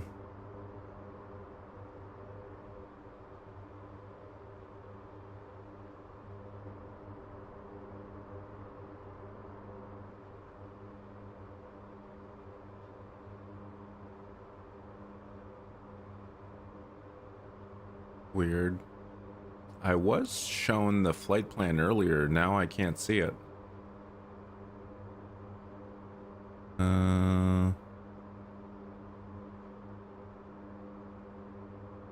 Weird.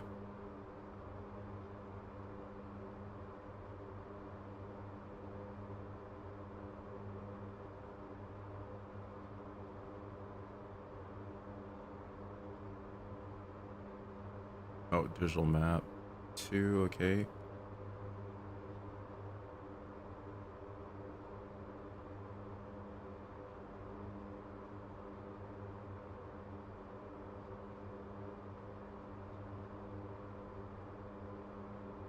Weird. Oh well, whatever.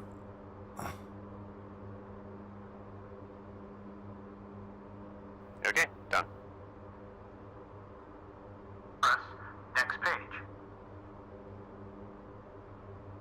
There.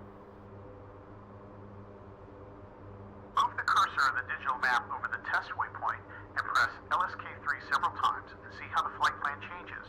Choose one option and let me know when you're ready to move on. Yeah, I remember this from earlier. That was for showing us how it's gonna overfly each point. But the weird thing is, I don't think I'm in the overhead pattern anymore. I think I accidentally exited the fucking overhead pattern from earlier. I think when I clicked on clear, and because when I was in overhead pattern, I think I hit clear. So I think I really fucked something up here. Shit. So how do I go back to that again? I think it was legs. Next page. Nope.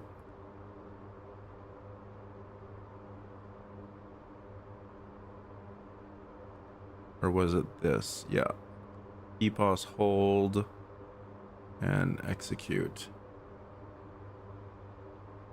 Nope.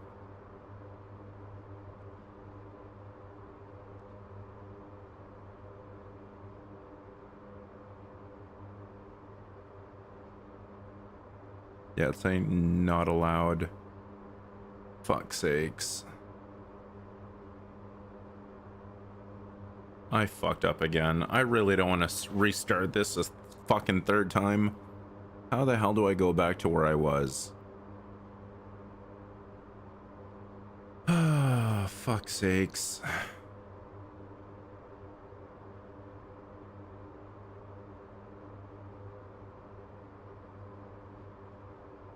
Or was it index? Next page. Oh no, that was for this stuff.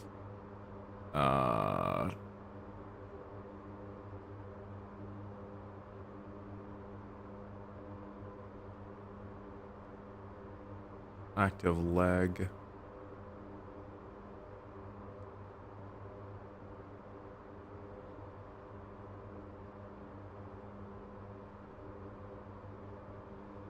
What? Radar map is frozen?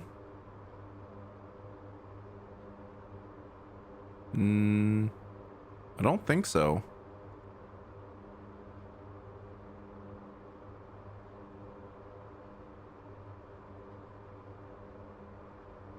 No, it is updating. I am moving. And you can see it here too. I am moving. No, it is moving. But what I'm saying is I can't see my waypoints and my overhead anymore. I think I accidentally exited my pattern. I think what happened was I accidentally exited the like overhead pattern that I was in. That's what I'm trying to go back in right now. Fuck's sakes. I don't remember how I did that. Oh, PPOS hold. And execute? Nope. God damn it. Fucking shit. This is why you don't touch shit unless they tell you to fucking do it. God, oops, not exit to desktop. Fuck's sakes, I'm gonna have to restart. Alright, I'm getting a phone call, be right back.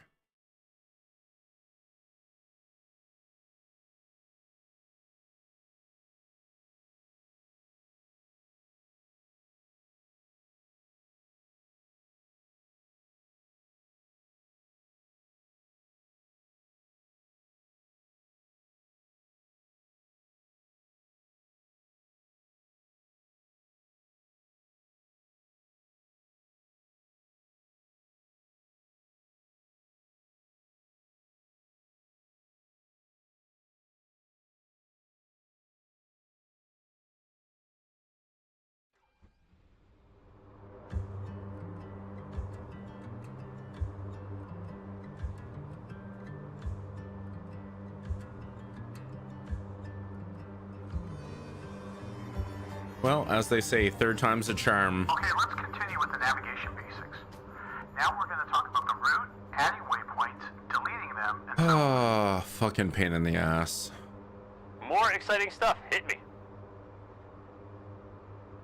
Oh, don't worry, I will.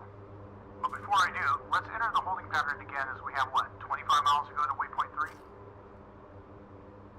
Yeah, more or less. Should I use the autopilot wheel again? Negative. There is a special section in the CNI that's specifically designed for the holding pattern, although we rarely, if ever, use it during missions, but you should know about it. Roger. Alright, press the MSN mission button on See, the CNI. there we go. Now I see everything, which I couldn't when I fucked up my overhead pattern or whatever. Alright, so holding pattern. Alright, so mission. Done. In the bottom left corner, you should see PPOS hold. Press the LSK next to it. I'm now on the hold page, and it looks quite intimidating. Yeah, it does, but we won't be digging deep into the functions now. Take a look at the digital map. The flight plan has now turned teal, and the holding pattern appeared as well. Yep. Hey, firm. So this disappeared on me earlier. You a proposal of the flight plan which you have to approve, or rather, execute. To do so, press the execute button on the keyboard. we are turning. Yep. You can set up a lot of different options such as desired speed, altitude, the amount of fuel to burn, direction of the hold pattern, and so on. But for now, we don't need to change any of those. Oh wait, maybe extend the leg time to 1 minute 30 seconds, which is a standard setting when holding above 14,000 feet. Alright, should I just type 1.30 and then press LSK4? Exactly. Go ahead and do it now. Okay, 1.30 and boom. The flight plan turned teal again. Should I press exec? Yep. Okay, I think using the autopilot wheel is It much more straightforward. extended the leg longer. Function. But it is there and you should be familiar with it. Alright, let's move on, shall we? Let's go. Okay, so we have the ability to define two completely different flight plans using Route 1 and Route 2. As you remember, we did set that up while still on the ground, but I made some changes to them so that we can play a little with different options. Alright. Good. Press the index button and then choose Route 1. Okay, on Route 1 page. We can enter our destination in an alternate airfield here, but we'll do that later. On the right side, you have the non-bank value, which is a bank angle to be used by the guidance for all waypoint transitions, unless a different value is specified for a given waypoint on the waypoint data page. Alright. Next, you have the waypoint transition with three options: curved path, radius of turn, or point to point.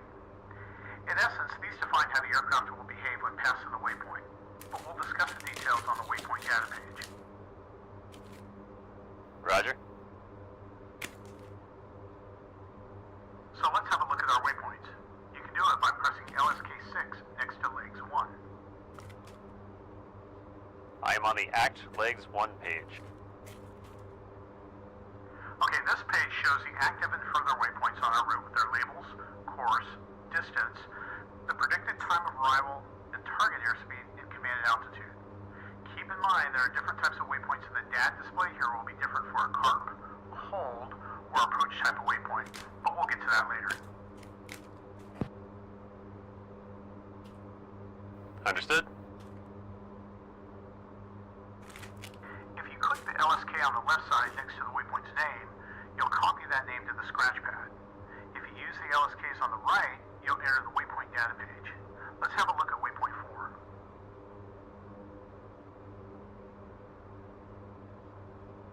Looking at active waypoint data. Here you have the waypoint label, time of arrival, and coordinates. You can also input wind data if you know it, set the hold parameters for the given waypoint, or modify the waypoint by pressing the MFP button. But don't do it now. Instead, press Next Page on the keyboard. A lot of data available here. Indeed. You can check the bank angle, fuel flow, waypoint elevation, time en route, and total accumulated leg estimated time en route, as well as the waypoint transition options. Yeah, you said we will talk about them later. Now's the time. In curved path, or CP, the aircraft will turn before the waypoint in order to smoothly intercept the next leg, which means it won't overfly that waypoint at all. ROT is radius of turn. Here the aircraft will overfly the waypoint and then turn directly to the next one, which means she won't try to intercept the leg connecting both waypoints.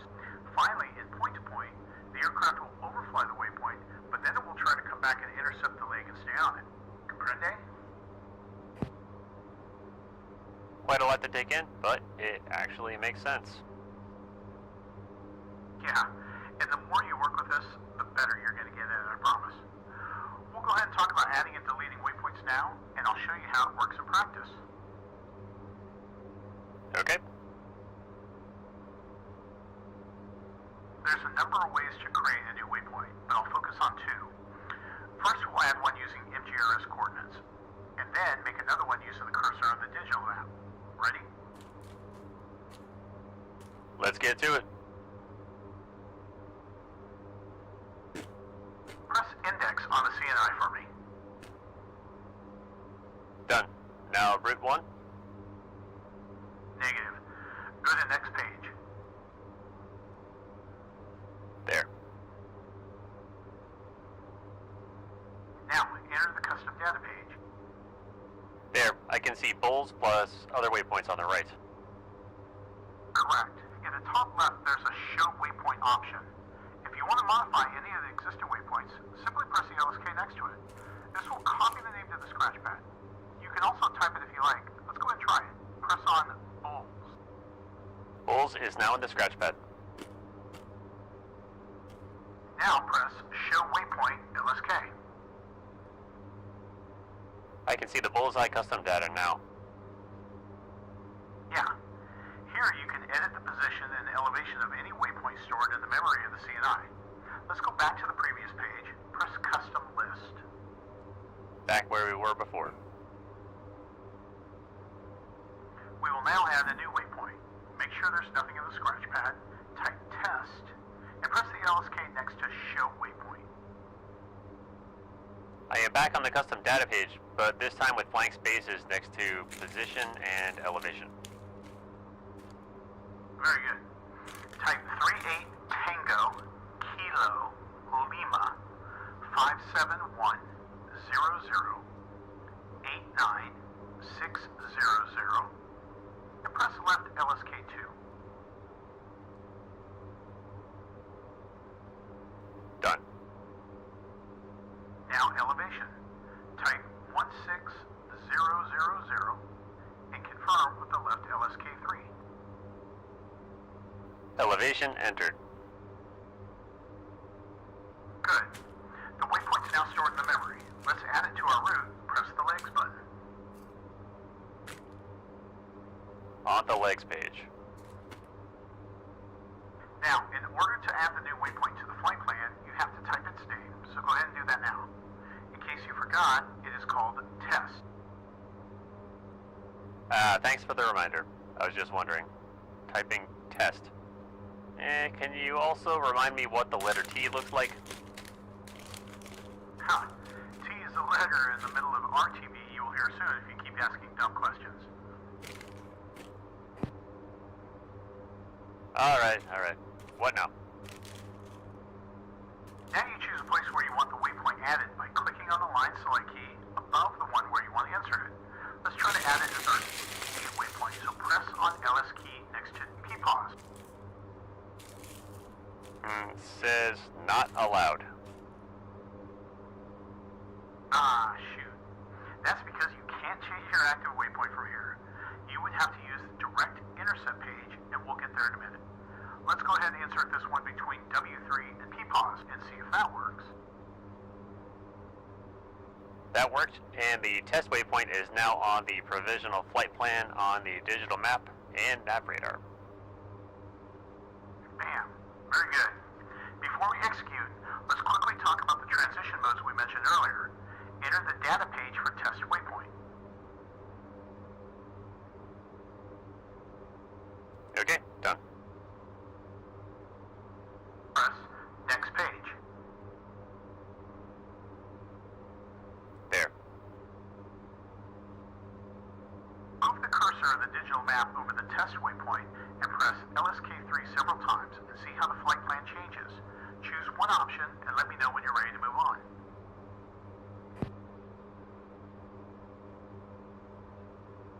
Okay, so this is CP, I think.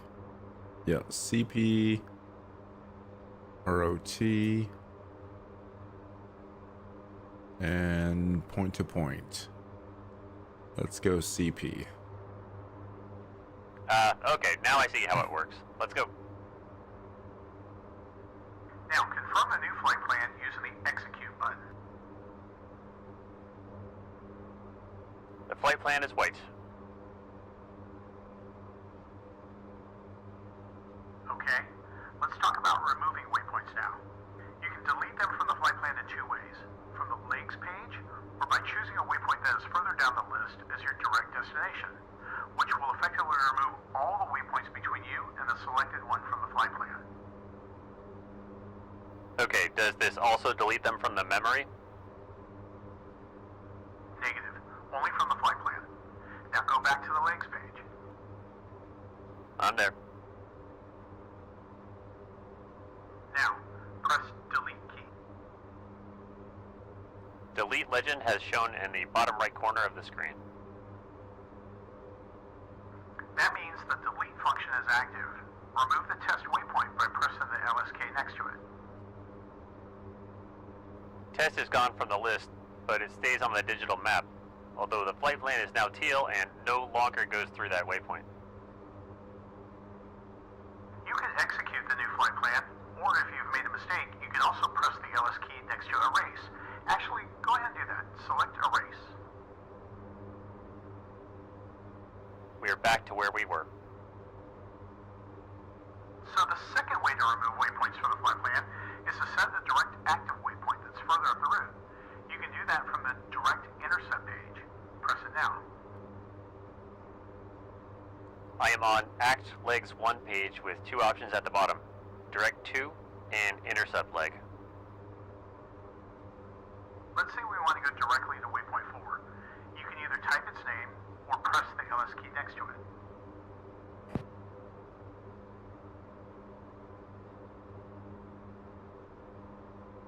Alright, W4 is now in the scratch pad. Good. Press the LSK next to direct to and look at the digital map. Move the cursor if need be to see the whole flight plan. Yep, the route is teal and W3 is now excluded.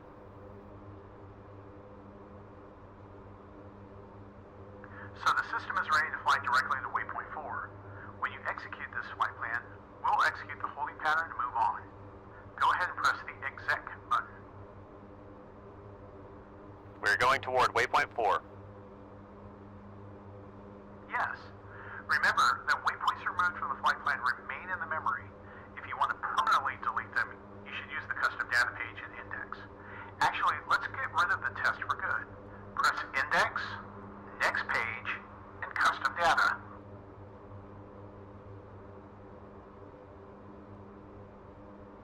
On custom data list.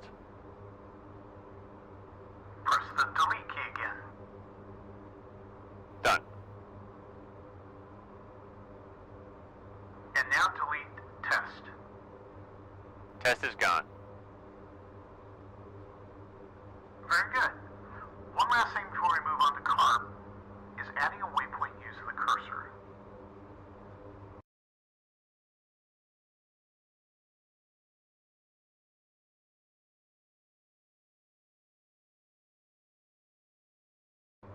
Okay, let's do it. Okay, before we start, we have to remove that not allowed legend from the scratch pad. Otherwise, you won't be able to get the coordinates for the waypoint using the cursor. Press the clear button. This is All right, where it fucked not up allowed earlier. is gone. Good. So this one's pretty straightforward. Move your cursor over Pody. That's a city to the northwest of waypoint 4 along the coast. And press the insert update button. Okay, this is where it didn't tell me where this button is. It didn't highlight it. Insert update. Where the fuck is that button? That's what I fucked up earlier. Insert update. See, there's nothing on the scratch pad. There's no button that says that. There's no insert update here. Like, where the fuck is this button? Because there's no button on the scratch on the HDD.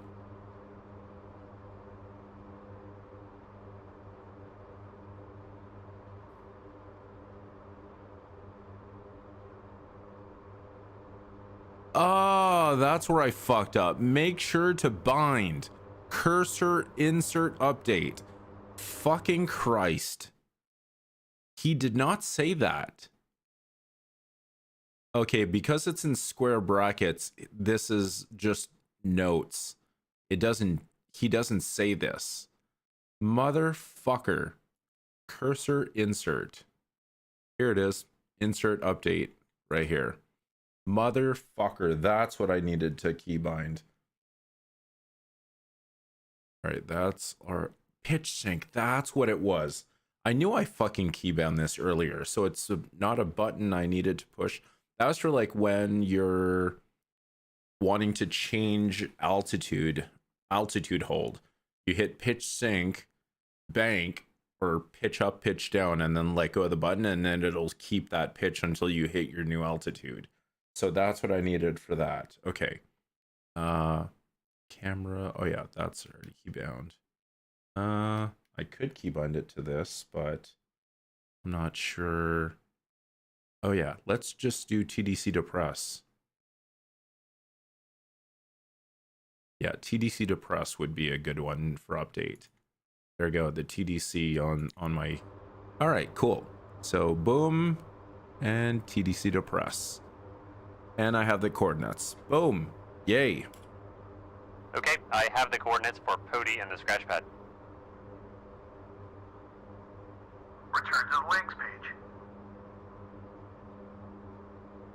Fuck's sakes, why does this always move my camera? Every time I freeze my friggin...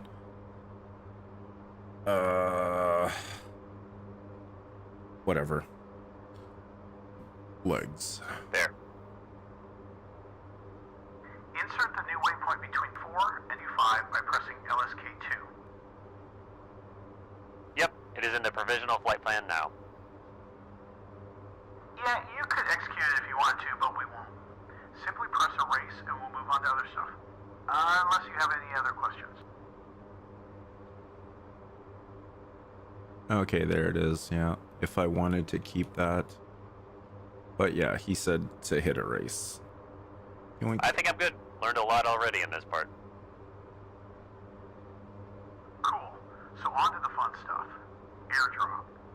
I'll fly us towards Sanaki, and this is where we'll begin Airdrop. onward. Fuck yeah. Now we're on to the fun shit.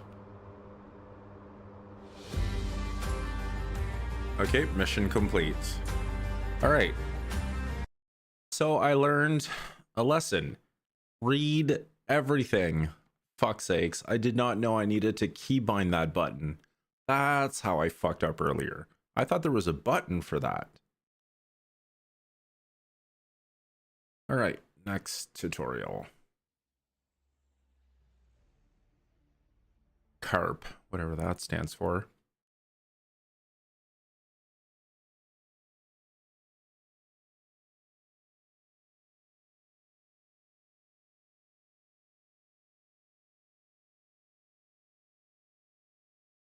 All right, airdrop. Time for the fun shit.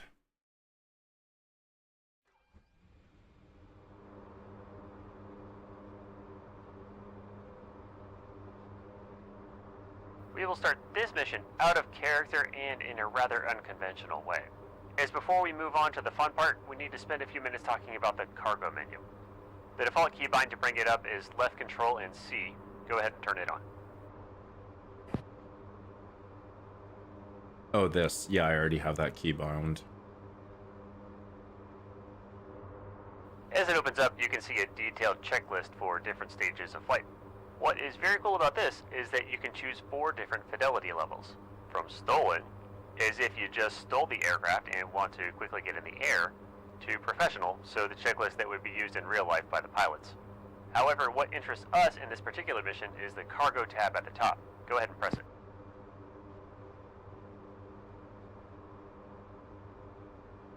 Where does he see the stolen thing?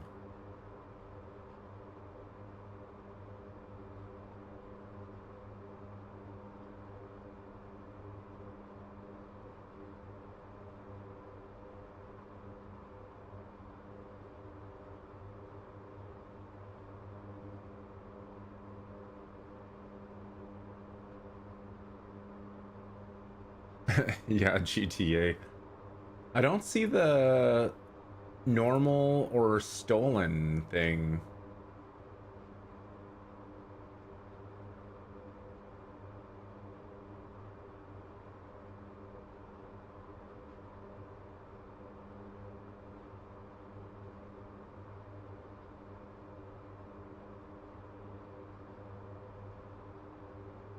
Oh, well, anyway. However, blah, blah, blah. Cargo tab at the top. Where the hell do you see cargo?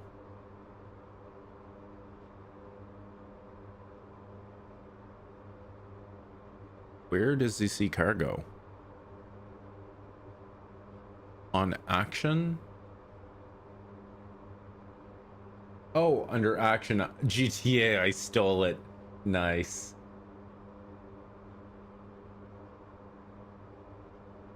Yeah, thanks, man. All right, so cargo. Is cargo in here?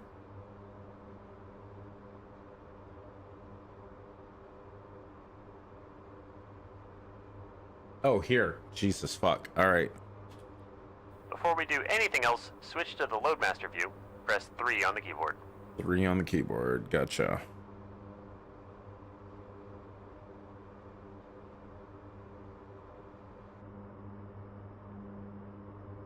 In the cargo menu, you can see the schematics of the aircraft. You can set the rollers on or off, as well as define the lighting in the cargo compartment. The yellow icon shows the position of the Loadmaster. You can move around using the ASWD keys and turn using Q and E, and see that the icon follows your movements. Oh, cool. Okay, and then Q and E is to turn. Nice. Oh, that's cool. So Q and E and then yoink. All right, so that is near the back door. Okay, cool. All right. The numbers on the left, starting with 345 and ending with 1005, indicate the distance of the given line from the reference point in inches. Okay, 345 ending with 1005. Okay, here. Distance of the given line from the reference point in inches. Okay. Let's load our cargo for this mission. Select. Oh yeah, for sure. Definitely GTA for like just getting in the air and dropping nukes. CDS crate at the bottom and click on it. Shit. What the fuck did I do? I accidentally closed my friggin' thing. Alright, he said select CDS crate. Oh, here, okay. Alright, cool. The blue outline automatically moved to the cargo space, and a blue 01 crate is shown on the right side.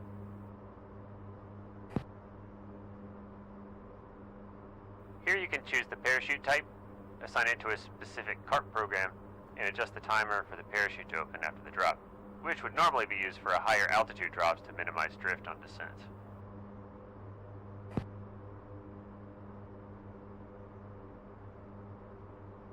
Move the cargo to the end of the aircraft so that its bottom part is in the middle and aligned with position 1005. It may take some time dragging with the mouse to achieve it. Also, use the menu on the right to assign CARP number 1 to it. Press spacebar when you've done this. Okay, move the cargo to the end. That should be easy. And then center. Okay. Yeah, align with position 1005. That's there. May time dragging with the mouse. Jeez, that took me 2 seconds. Also, use the menu on the right to assign CARP number 1. Where the fuck do you see CARP? Oh, here, CARP 1. Whatever that means. CARP number 1. Press spacebar. If you can't place it in the exact spot, don't worry. Alright, well, I'm done. Now add a second crate and move it towards the end, so that its bottom touches the first cargo you loaded around the position 945 and assign CARP number 1 to it. Okay, so I'm guessing I have to click it again. Okay, cool. That's number 2. There we go, right behind it. And he said to assign CARP 1. Okay. CARP 1. Okay, I'm done. Add a third crate, Place it above the previous one with the lines touching around the position 885. Assign it to carp number 1 as well. What's carp even stand for? And finally, put a 4th crate and set carp to 1.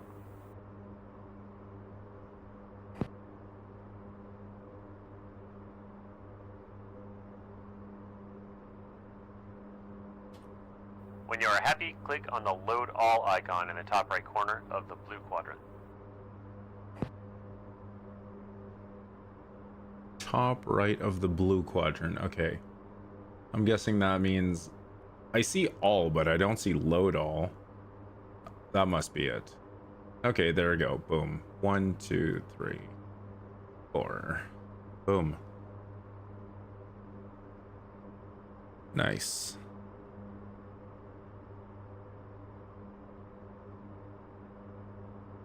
Cool. Good. Turn off the menu by pressing Control C and jump back into the cockpit by pressing 1 on the keyboard, and we'll return to our flight.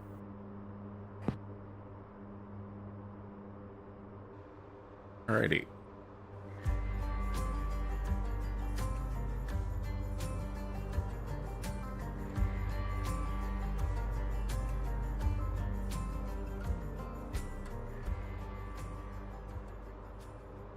Okay, was that it? Am I? Okay, Well, you there were we go. reviewing the cargo data. I did a little magic in the CNI, so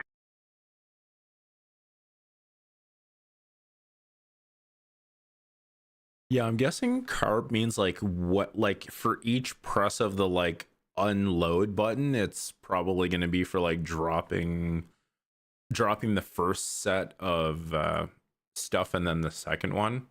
Yeah, see like release airdrop. So I've got that key bound. So like drop first load, you'll have drop to enter second the weight load. and stations by hand before we set everything up for the airdrop. Great. I love clicking away in the CNI. Yeah, you'll have to do a lot of it. But first, do me a favor and go ahead and enter into an orbit here. Enter an orbit. Okay, let's see the if I wheel? remember.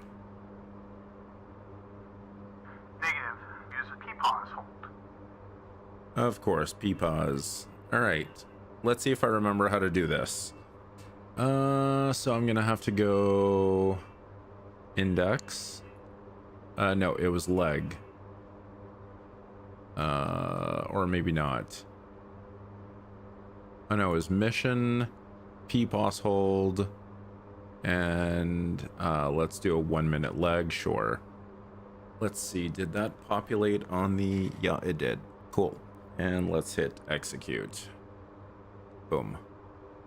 All right, I've got a bank. Sweet, I remembered. All right, ready. Good. Press the MC index button.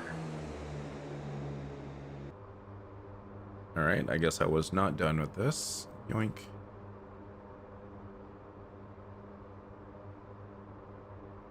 And let's freeze that here. All right, MC index. There.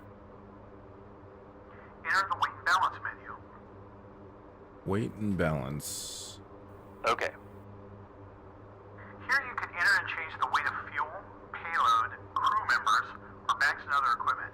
You can also check the weight at takeoff and landing, the latter not counting cargo that would be airdropped and fuel that would be burned. Cool. You can also enter the weight of guns and Yo Mama next to LSK-6. Yeah, you bet. But seriously, arm is the measurement of how far the load is in inches from an imaginary reference point, which is 30 inches in front of the nose of our aircraft. Don't ask me why it's that. It's just what it is. I see. This info is then used by the aircraft to compute the center of gravity, or MAC, which is in the bottom right of the display. MOM is the older way of counting the same thing, so just stick to ARM. Okay, let's move on. I love that glare on the fucking Sure. screen. Ray tracing rocks. Enter the operating weight menu for me. Operating weight. In operating weight. Crew weight is 1,200? Man, you're fat. You can't go below 1,000 here, and with 2 to 3 people in the back, you can easily get to that number. By default, we use 200 pounds per crew member, though it doesn't really matter in the grand scheme of things. Okay, go back to the main page. There. Let's enter our payload. Press LSK4. Payload. I want a Ready to roll. Moab. This part's very simple. You enter the weight in pounds for each item, followed by a slash if it's a normal cargo, or 2 slashes if it's airdropped cargo. Then after the slash, you enter the arm value. Sounds easy. Let's start with the first one. Type 882//1005 and confirm with LSK1. 882//1005 LSK1. Added. The slash is an inverted video. Yeah, that means it's cargo that's going to be airdropped. Add the same bundles, so weighing 882 pounds each, with their arm values, which can be found in the kneeboard.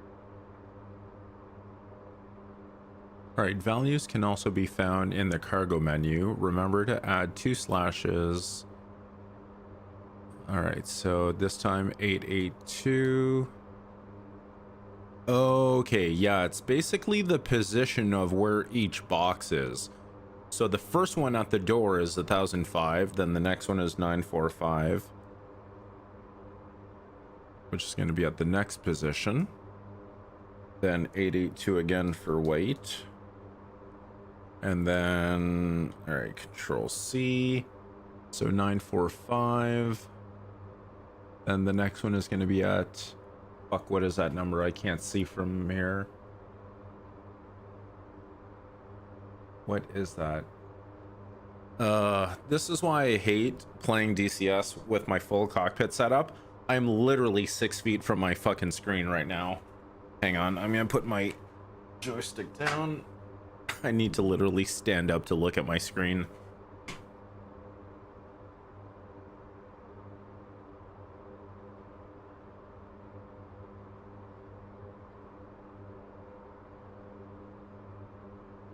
Okay, 885 and 825. All right, so whoops. Clear.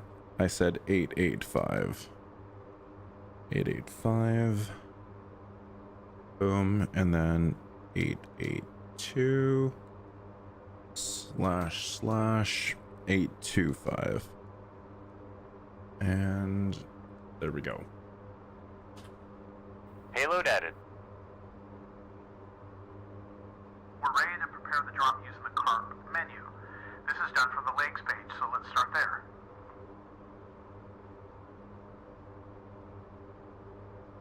Legs selected.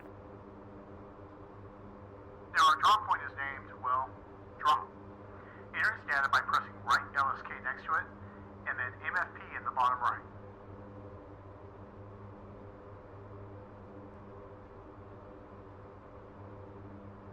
I am on the missions page now. Select carb 1 and int. I'm there. This is where the fun begins. All right, I've got a phone call. Be right back.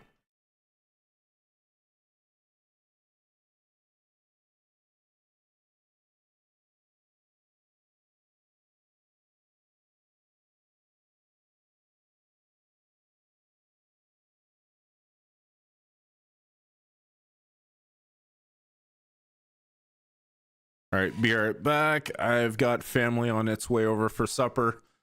So my roommate ordered pizza. Hopefully I finish this tutorial before they get here.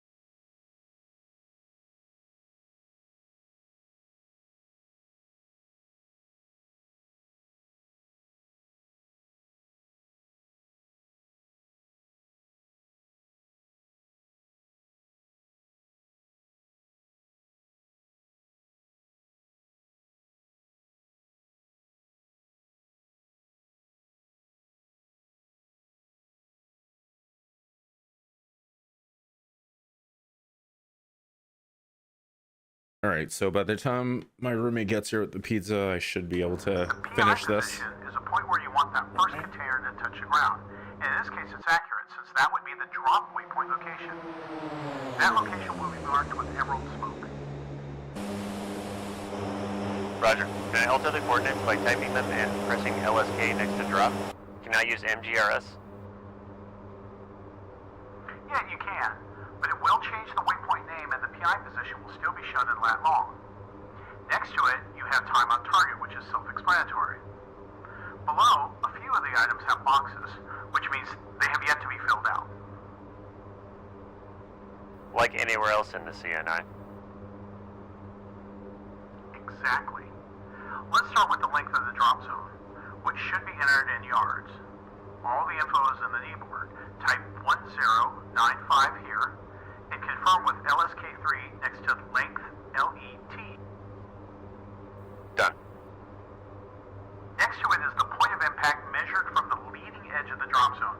We want the first crate to drop close to the edge, so enter 100 here and confirm with right LSK.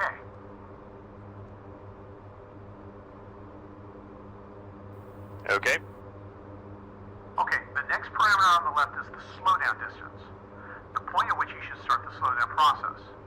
We typically use 6 nautical miles, so type 6 and confirm the LSK. Slowdown distance entered. Next is the turn point distance, so how far away you are from the impact point, we should turn into it. We normally use 10 nautical miles, and this is what you need to type and confirm. Okay, so 10 miles, 10, and okay. All right. Touchdown distance. Okay, so finally our run-in course in true heading. The kneeboard says 162 true, so type 162T and acknowledge. Okay, it automatically added the magnetic heading as well. DZ escape is the drop zone escape distance. Let's leave it at a half mile, which is the default setting. Now, a good habit after editing each page is to press the execute button. This is like saving data, so even if you accidentally press erase, the executed part will stay in the system. Go ahead and do it now. Cool. Wish we also had a Control Z option. Never mind. Done. And now press next page. Page 2 is now open. We'll start with the payload type, which can either be personnel, CDS, which stands for Container Delivery System, HE, heavy equipment, or bundle other. We should have CDS selected here by default. We do. Okay, so down to the right of that we have fuselage station. So the distance in inches from the front of the aircraft to the leading edge of the first cargo to be dropped. This info is needed by the system to compute how long it will take the cargo to exit the aircraft. In our case, it's at the very end of the aircraft and the number is 1005.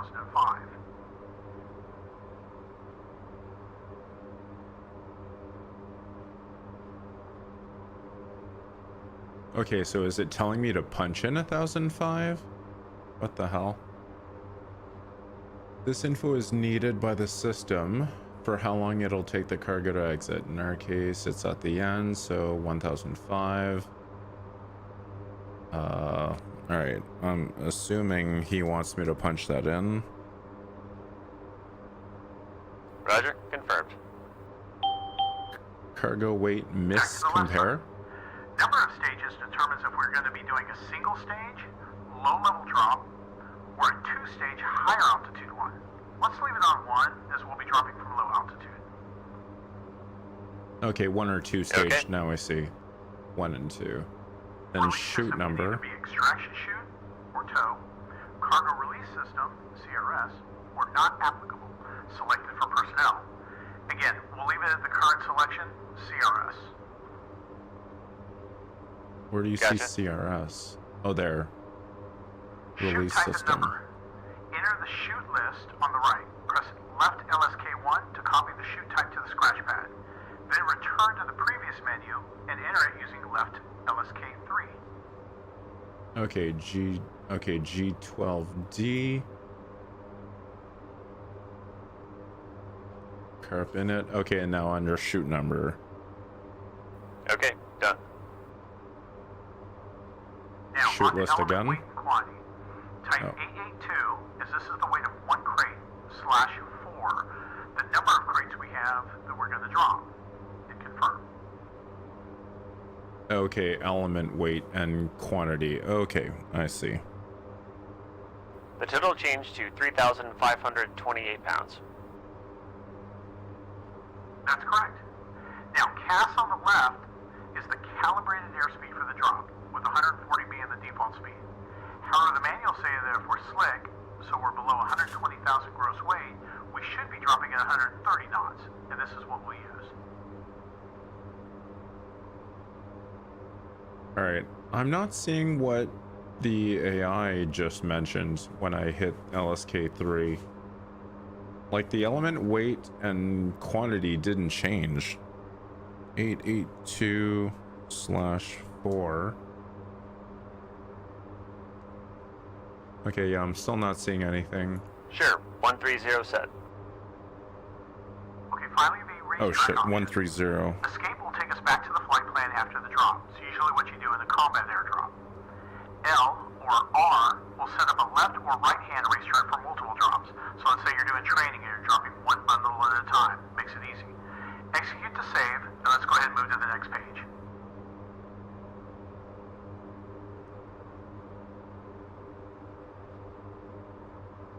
On page 3.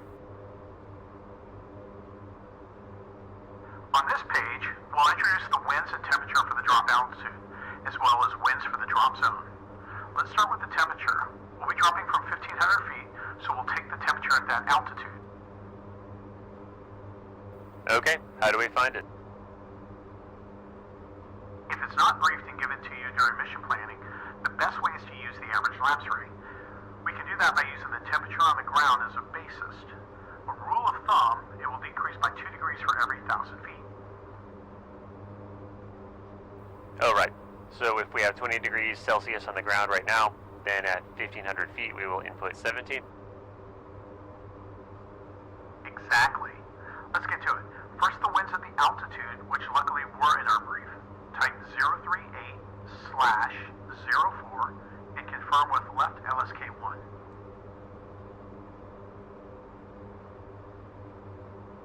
That is done. Now the temperature we talked about. Type 17 and confirm with right LSK1. Temperature at 1,500 feet set. Back to the left side. Now we'll enter the surface winds. These would be 061/02. Type it in. How come nothing's popping up? I punched in my temperature and nothing changed. That is so weird. There must be a bug. I'm definitely going to report that on the Discord. 061/02. Okay, and the surface Once again. temperature of 20 degrees Celsius on the right. Yeah, see, it's saying, oh, invalid. Yeah, see, okay. 17 degrees. Okay. There we go now. Okay, 17. And what was the other one it told me? Shit. Fuck. Now I forgot what I was supposed to put on Vault. Shit. I wish I could go back. I think it was like 130/something. Nope. Fuck.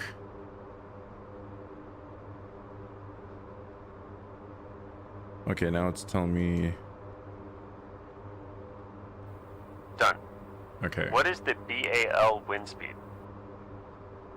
Okay, so this is computed for the 2-stage drop from high altitude. So I forgot Nothing this to worry one. about right now, but we have to set the QNH, which is 2988 at ground level.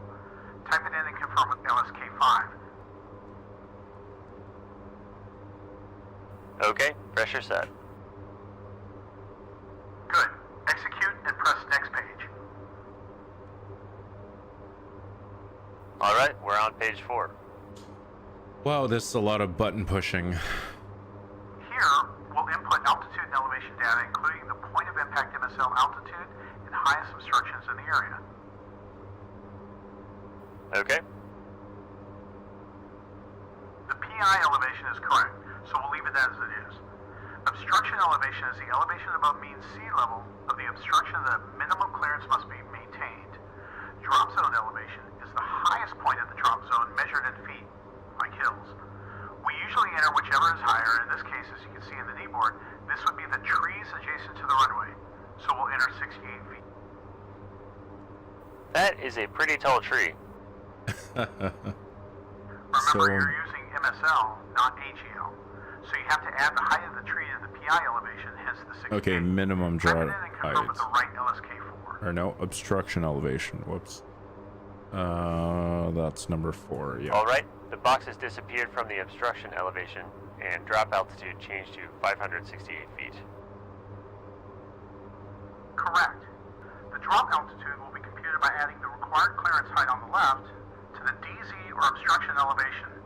But we can also set it up manually using a more comfortable value. Go ahead and set it to 1,500 feet. Confirm with the right LSK1. I don't see where he's seeing those numbers he's mentioning. Weird.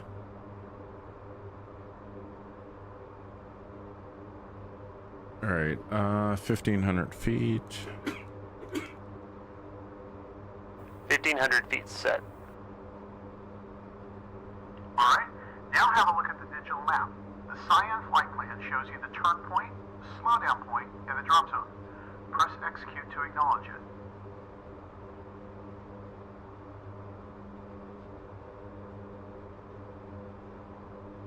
Where do you see a turn point? Slowdown point.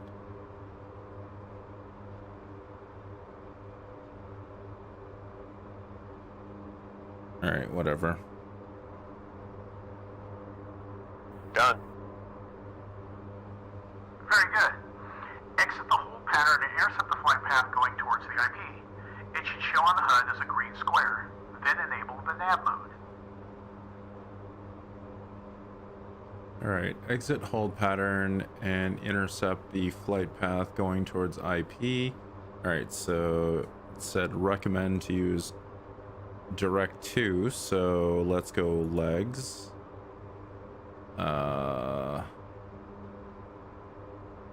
Waypoint, no, IP.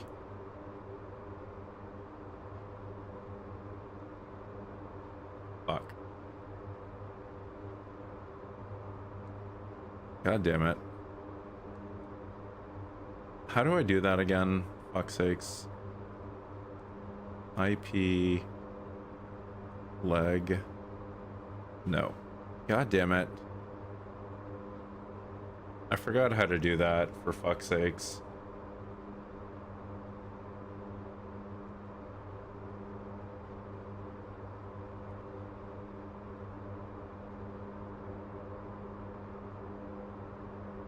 Fuck.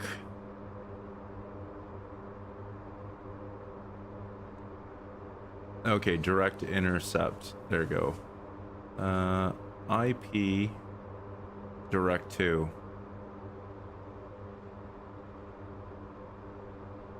And execute. Okay, there we go.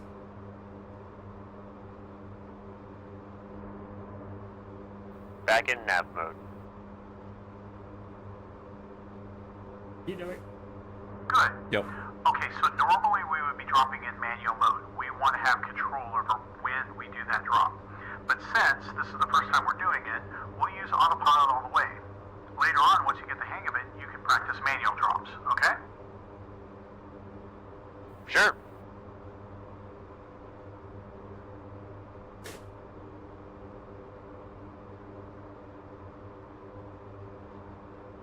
So I'm guessing I'm done this tutorial, because it doesn't look like he's actually going to show me how to do the drop now. Alright, now I'm on the intercept path. Alright. Alright, well, my supper's here, so I'm going to be taking off, guys. I will be resuming the stream after supper. So we will do the last 3 tutorial sessions afterwards.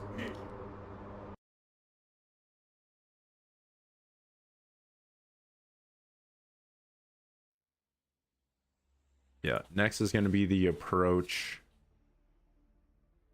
Or wait. Maybe not.